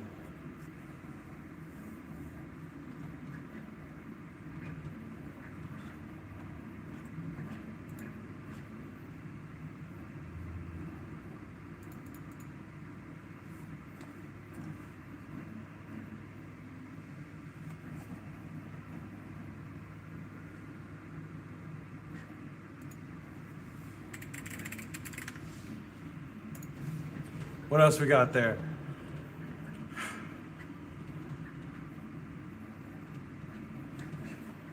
Maybe change the wallpaper really quick.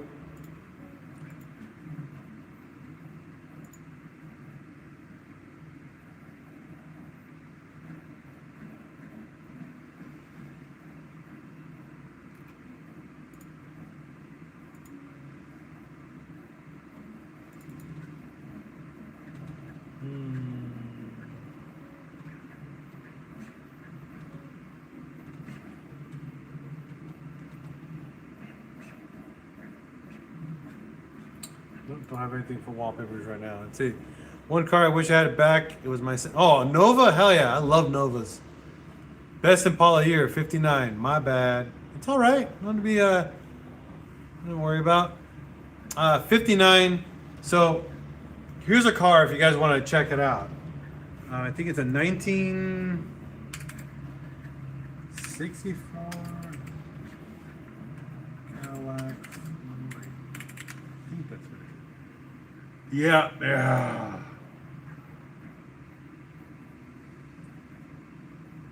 Now, classy. Classy is what we want.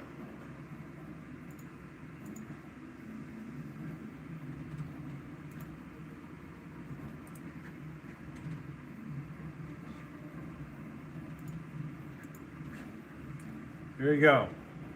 1964 Cadillac 4-door. This right here, right there. A 1984. Again, you're looking at 80s Mercedes. They're ugly cars. Figaro, 91. Never even heard of that. Figaro, 1991.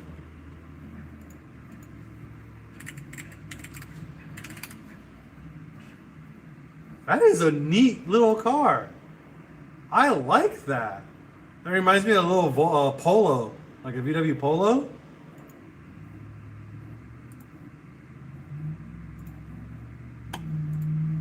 I like that. That's a cool little car.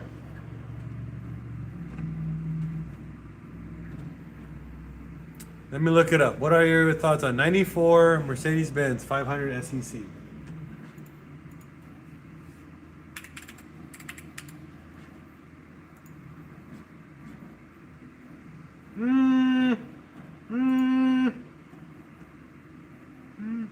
I mean, if you're looking at the like fully built like kit car version, I guess. Like, I mean, it's an okay looking car. It's not like,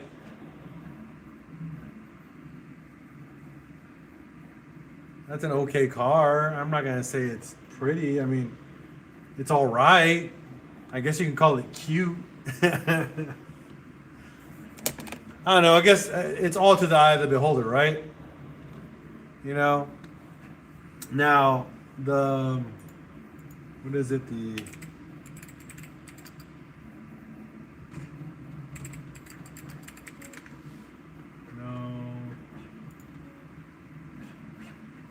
I forgot the name of the car.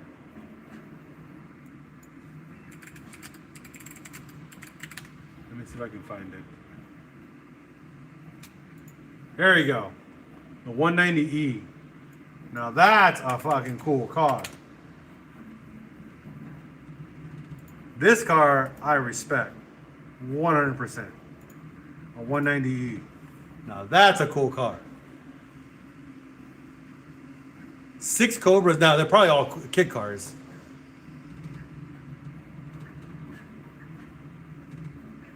Yeah, 190E right here. Now that's a dope car. I don't know about you, but this is where I would buy one of these in a heartbeat if I can find one.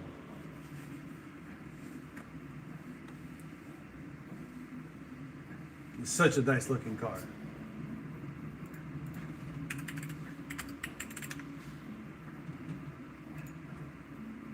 But yeah, they're so expensive.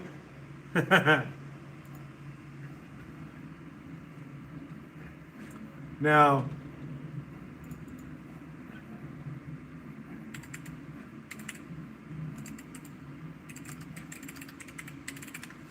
here's a car that most people don't know about, and we got them in the US.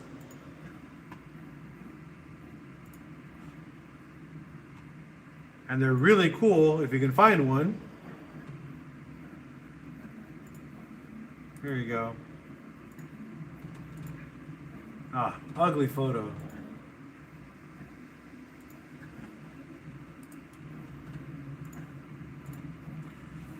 Mitsubishi Evo wagons. Oh yeah, that's cool because of James Bond. Bro, the Clio V6 is dope. I love that car. I know exactly that car. E21 Flying Brick. But Mitsubishi Evo wagon. Now that's a car people sleep on if you can even find one. I mean, wagons are gorgeous, period. So if you like wagons, wagons is where it's at. I am a big wagon guy, and I'd spend money on any wagon in general.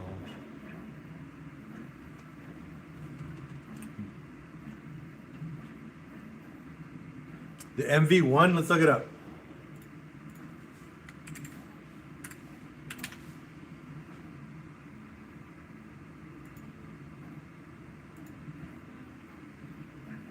What is this? This is ugly. Is this like talking about this little? What is this? Like someone like smashed a van together. That's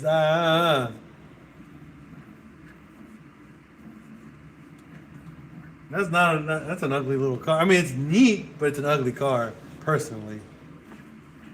The Audi A3. Oh, you want to know a real sleeper, VR? You want to know the real sleeper? Check this out. And you can get them in Mexico. It's an Audi A1 Quattro. These you can buy in Mexico. That right there. The Audi A1. It's literally a 2-door GTI Audi with all-wheel drive. It has Quattro. It's got pretty much a 2.0T in it, and it's a beast of a little tiny car. This thing is dope. Audi A1, and you can buy them in with rally wheels and everything. It's such a cool little car. A3 is cool, but this is better. This is so much better. I mean, I like small cars, so that's such a... Oh, you want to see an even cooler car? Even smaller than this? and it's made by Volkswagen too. Volkswagen Up GTI. This is a cool little tiny car.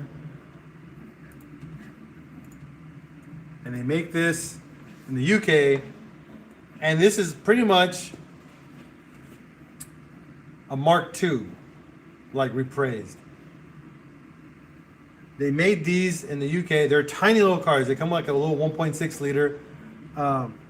But they are, if you've ever driven a Mark II, imagine a modern Mark II.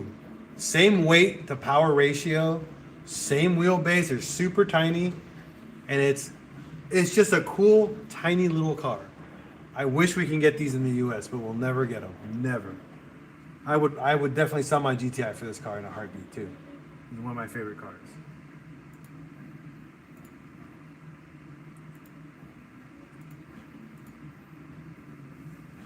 Yeah, it's like a smart car, but with actual balls. You know, they come with 150, I think 150 horsepower, versus a smart car is 50 horsepower. Triumph? TR4. Oh, yeah. I know exactly what that is. Mark IV. What's up, Joshua Talley? Yep, I love Mark IVs. Don't get me wrong.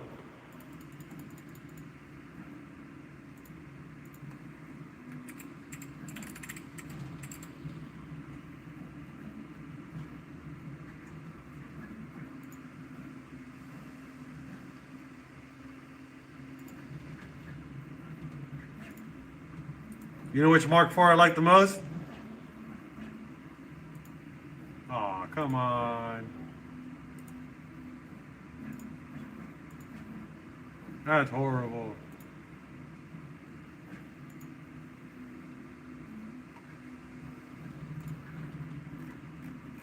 Where is it? Where's my Mark IV?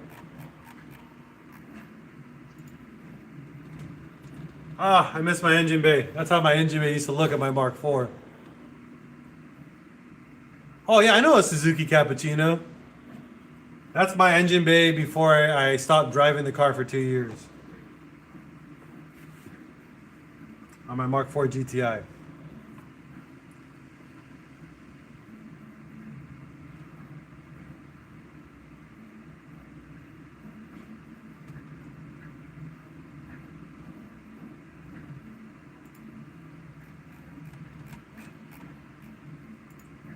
And there's my Mark IV in all its glory right there. Before I just neglected it for 2 years. What's the worst Volkswagen? Any Passat or any VW with an automatic transmission. Okay? Yes, that is a Golf trailer I made for that car. That's right, Joshua Talley. Yeah, any Volkswagen with a automatic transmission, or any Passat. All the Passats are garbage.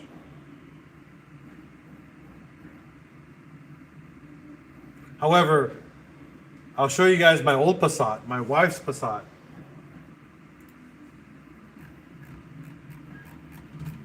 We loved it. There was a manual transmission, 1.8T.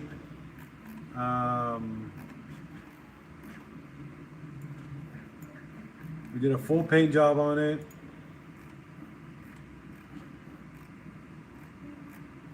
If I can find it.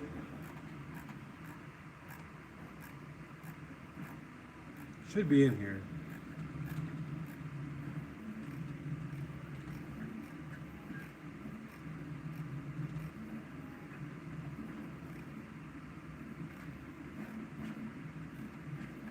What? It's probably on my basic page. Let's see.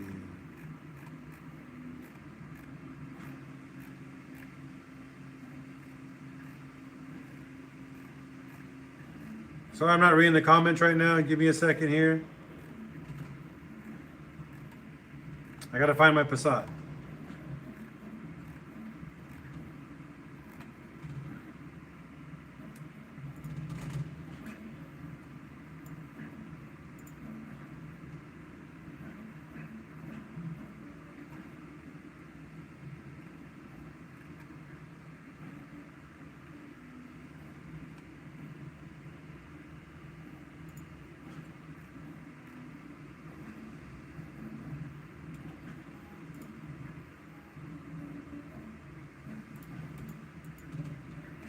know if you guys can see that, but that's my wife's 2003 B5.5 Passat. Freshly painted black. We did Yoshihara wheels on it, so imported from Japan wheels. I mean, this is one of my, I love this car. Full badgeless. We did the entire engine. We did everything on this car. My wife drove it. It was just a 5-speed manual, front wheel drive, but this is the only, I wish I could get this car back. I really, really want it back. It's a clean Passat.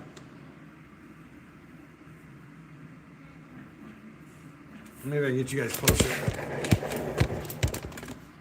There you go. Does that help?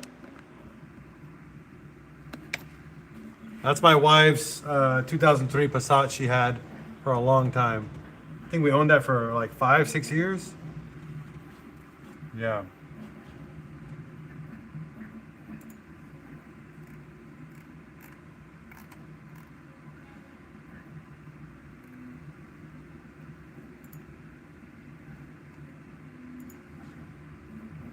So this is my 71 VW bus. I don't know if you guys ever seen that, but that's my 71. That's fully restored. It has a 2110, pretty much big motor and a freeway flyer transmission. So that's my 71.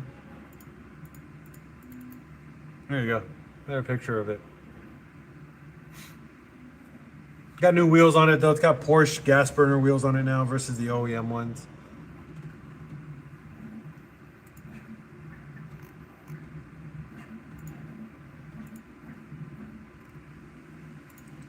You guys want to see my Mark II? See if I have any photos of my Mark II here. So this is the Mark II before we painted it.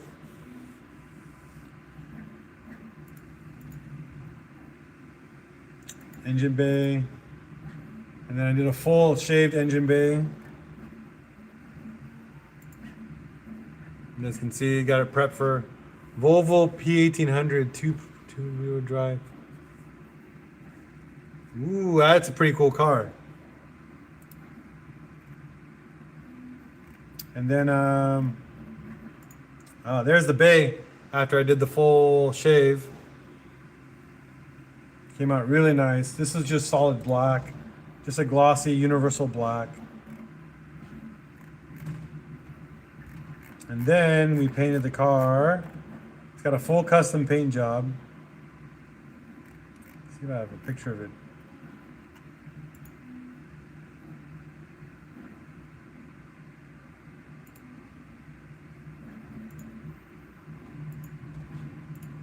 It's hard to show it, but yeah. It's got actually brand new front and rear bumpers. It's a big bumper, Mark II, that I built. That's my wife's car. That's her car as well. I wish I had more photos of it. It also has a 1.8 T-swap in it, because 1.8 Ts are the best.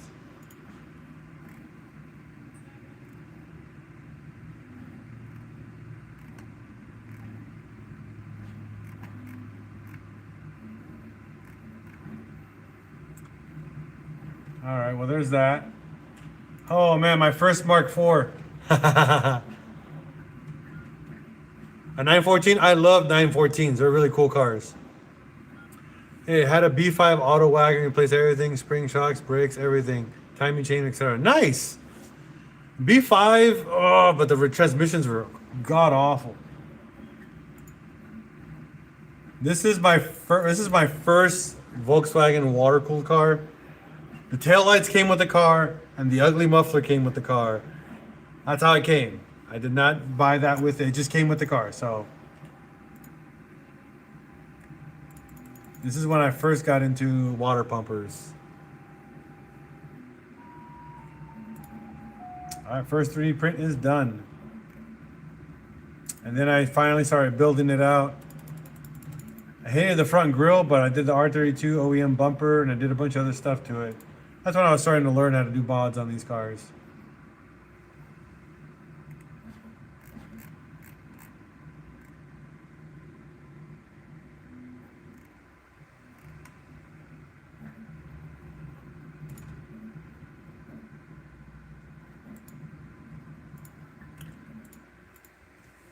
Let's see. Got hit by lightning 2 weeks later. Fried the ECU and wired. Oof.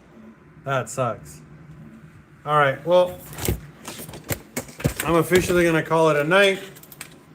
3D prints just finished. I'll show you guys what my son wanted to make.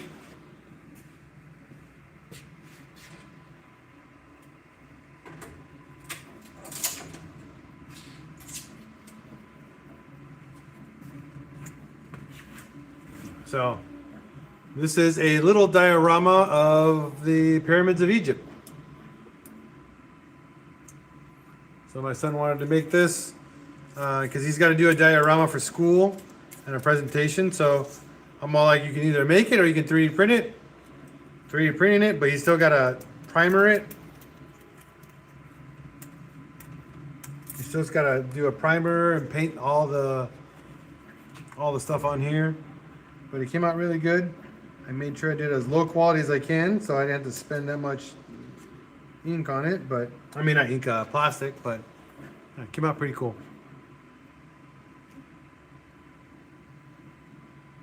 Has all the pyramids there, and they're labeled which ones they are. So when and the Sphinx right there in the front of it. So he's just gonna primer it and then paint it, and that way you put it in his diorama. And then we actually have another pyramid being printed right now. And that's like the bigger one, you guys can see.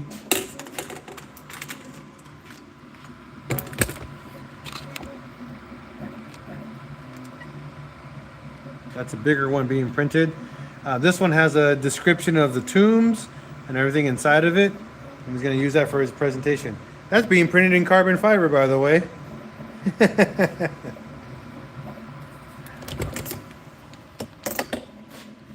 That was like the plastic I had left over, so I couldn't do anything about it. All right, guys, I'm going to call it a night. Thank you, everyone, for tuning in. Be ready tomorrow on my YouTube channel and on TikTok, Instagram, Facebook. We're going to be posting Robert Burns' interview about his life and why he chose a VW Bug.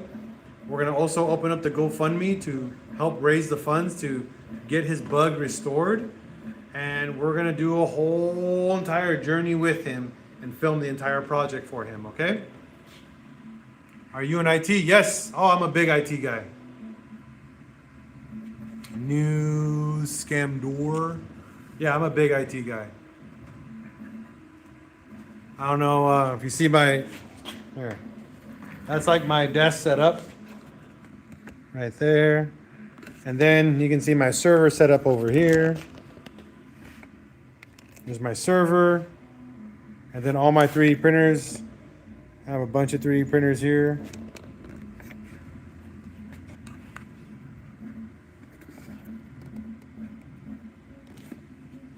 No, I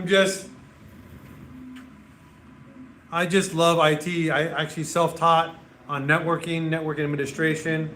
I also self-taught on building servers. I'm self-taught on how to do like Proxmox and all that stuff.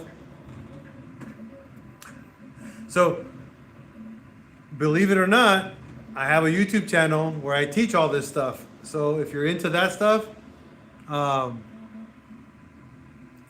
actually going to be doing a whole YouTube series about teaching Proxmox and how to build PCs and all that stuff. It's called PincheAls Teaches Tech. If you actually go to my homepage on my YouTube channel, so you just look up PincheAls Garage, go to the homepage, all my YouTube channels are right there.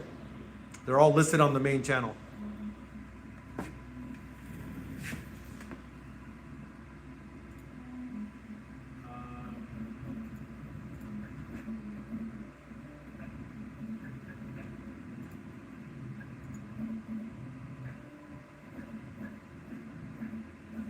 Yeah.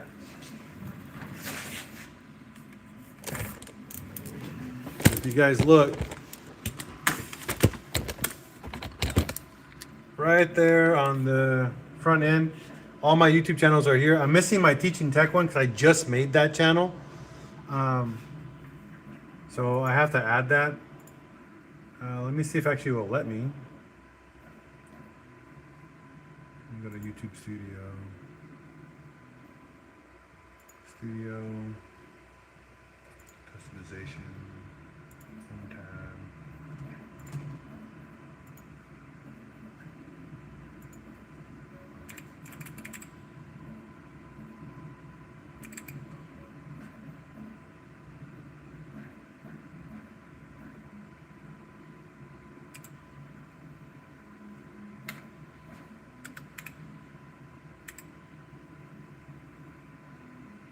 That's weird. It won't show my channel, which is really annoying because I have it here.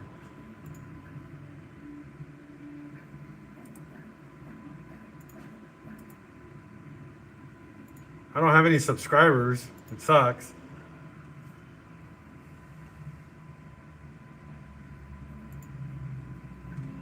Because I don't have any content, so that'll do it. But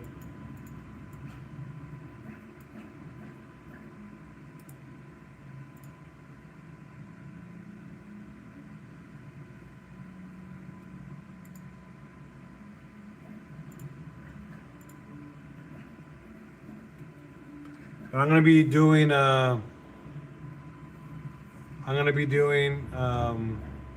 do you say, PC builds, server builds, all the other kind of content on that channel. 3D printing, we're gonna learn how to 3D print, service and maintain 3D printers. We're gonna learn how to basic 3D modeling. There's a bunch of cool stuff we're gonna do. But yeah, it won't let me add it to my my homepage, which is really annoying because I have it here. I mean, it's available, but it won't let me even add it. It just doesn't even exist.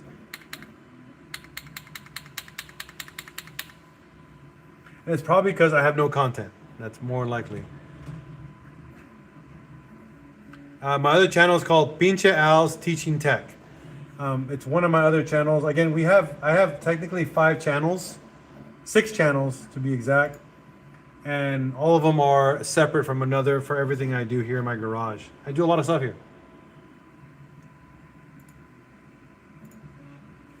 As I said, I build PCs.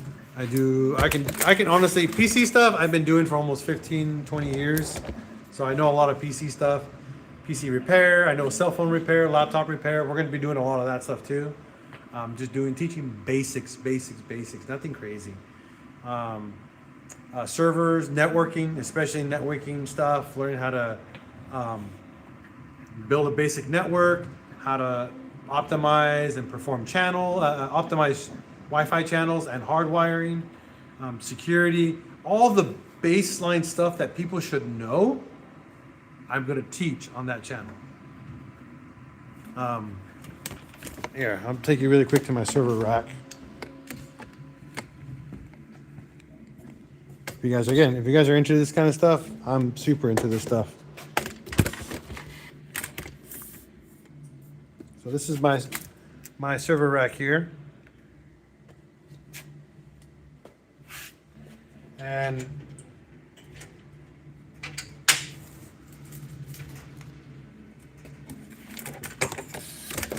it's pretty cool. It's your full ubiquity. No, it's not. The camera's backwards. So just so you know, Greenville. But I have a full ubiquity network. We're going to teach how to make your own wiring, rack mounting. This is my main server here. This is my data server. This is my 120 terabyte server. This is my video editor server here. So the person who edits all my videos, they do all the work remotely here. This Wi-Fi router only exists for this one. Oh, I do have a Minecraft server as well. I have a Minecraft and a couple other servers, so that's for my kids. Yes, we do Minecraft here. I have a 16-port PPOE plus switch.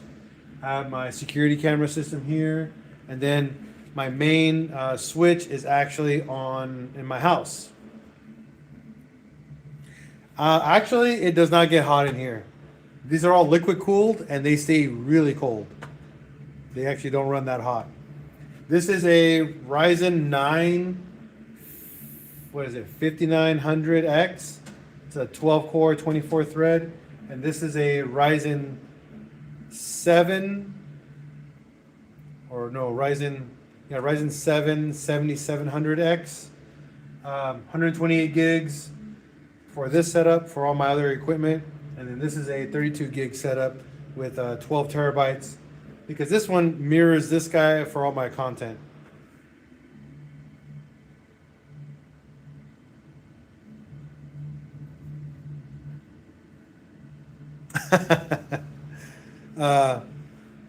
No X3Ds? No, I don't. I don't use X3Ds because they're not designed for what I do for my house for servering or hosting. I don't game that much.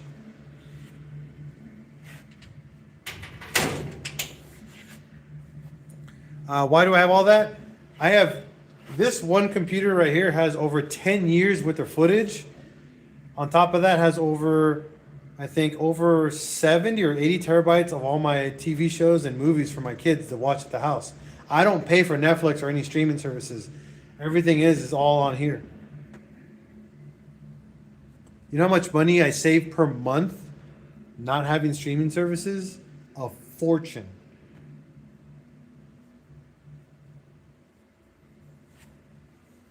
Yes, I would say this would cost more than a small home if I would have bought it now. I bought all this stuff literally years ago. This stuff is old. This is not even new. Yep, there's a Plex server.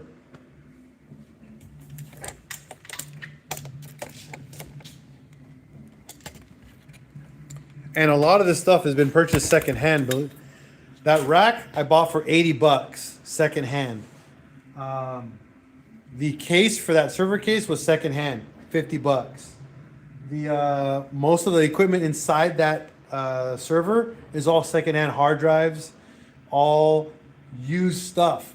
The only thing that's new in that is the water cooler, the CPU, and I think not even the RAM. The RAM I bought secondhand. Like everything in that computer case is all secondhand. So I did not buy anything, almost any of that new. I just shop on Facebook, man. Facebook Marketplace. That's the place.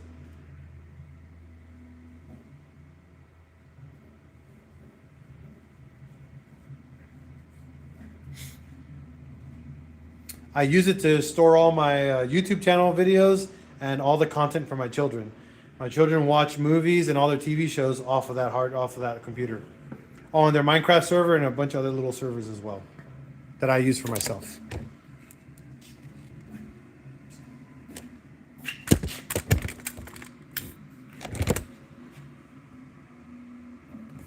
Yeah, that rack technically was a $500 rack, but I found it used on Marketplace for $80.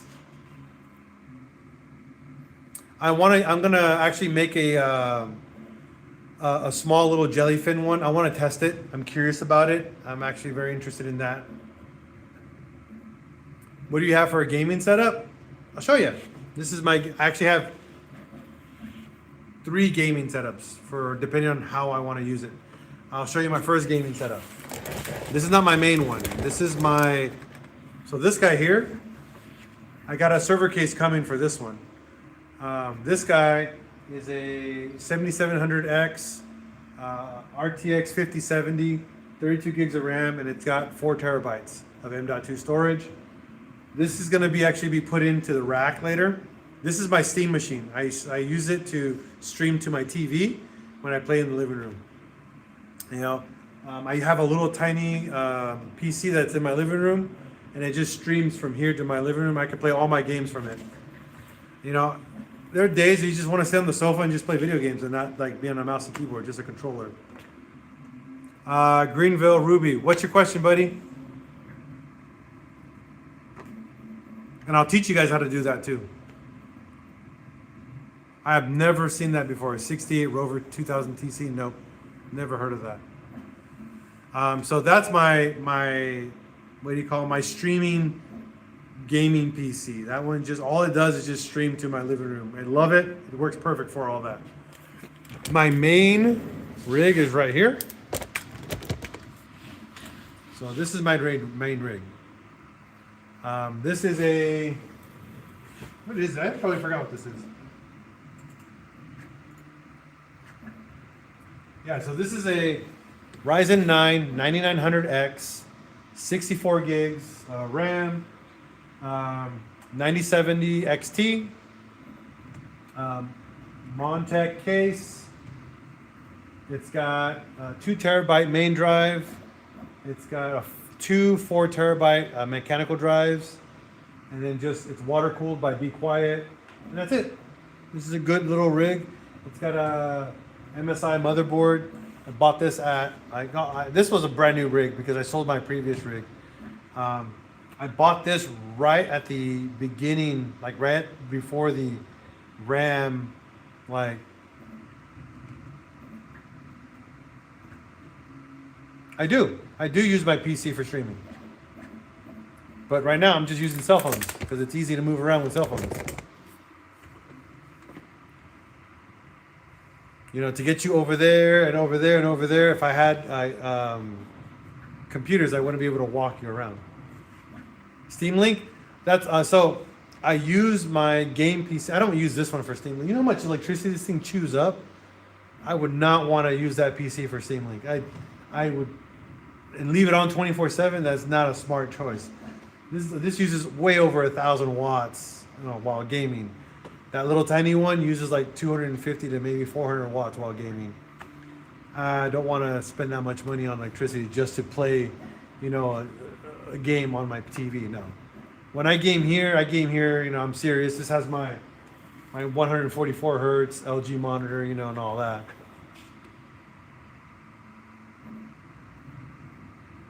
Greenville, give me a minute, man. I was talking to the other guy. But yes, Steam Link's cool. I use that again. I use that with a smaller PC. I actually have a Steam Link box. Horrible performance.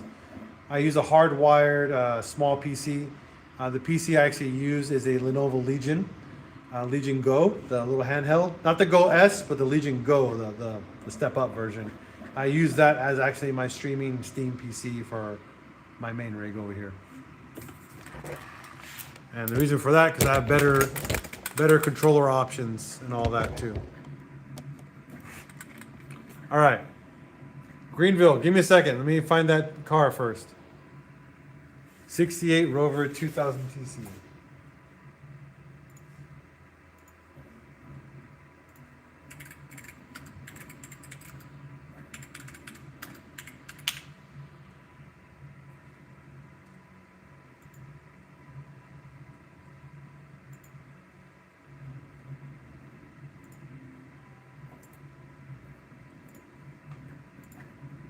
That's a pretty cool car.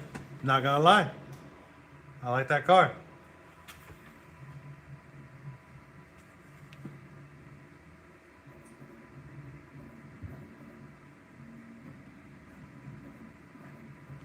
How long I've been fixing stuff? Be more specific. Like fixing what though? Cars or computers or what?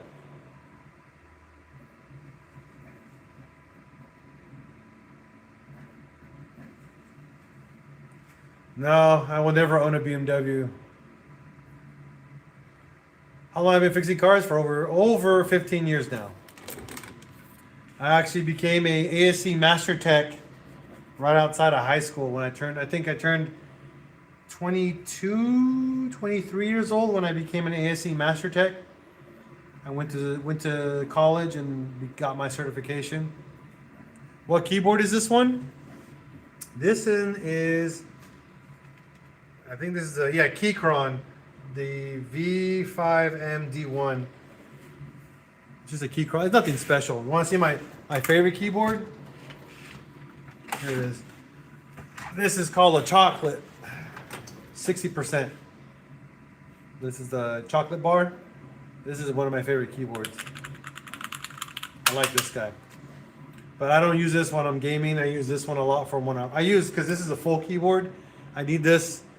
I need a full keyboard because I have to do a lot for editing and all that.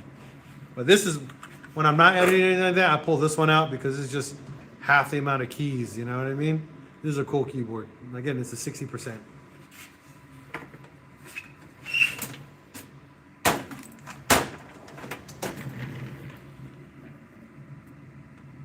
Ooh, Red Dragon, that's a cool keyboard. I like that. I might go live tomorrow, Greenville. I'm not 100% sure yet. But I think I want to because I want to be able to do GoFundMe for him.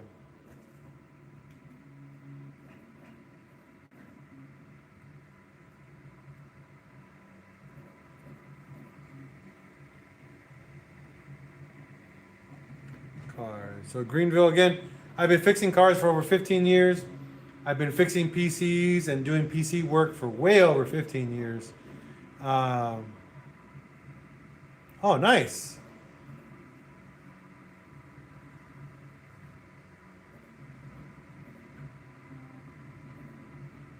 Yeah, it's early 11:30, and I want to call it quits too. I got to go to bed. I got to be up early tomorrow. I got work to do. But either way, I'm going to go live tomorrow. I'm going to try to go live tomorrow around the same time, 8 o'clock my time. Okay? I'm in Arkansas, so I'm Central Time, so 8 o'clock my time in Arkansas, Central Time. If you're on the West Coast, that's going to be 6 o'clock. If you're on the East Coast, that's going to be 9 o'clock. Yep, that's exactly right. Yep. So I'm going to do my best. I can't promise or guarantee tomorrow I'm going to be on, but I will do my best.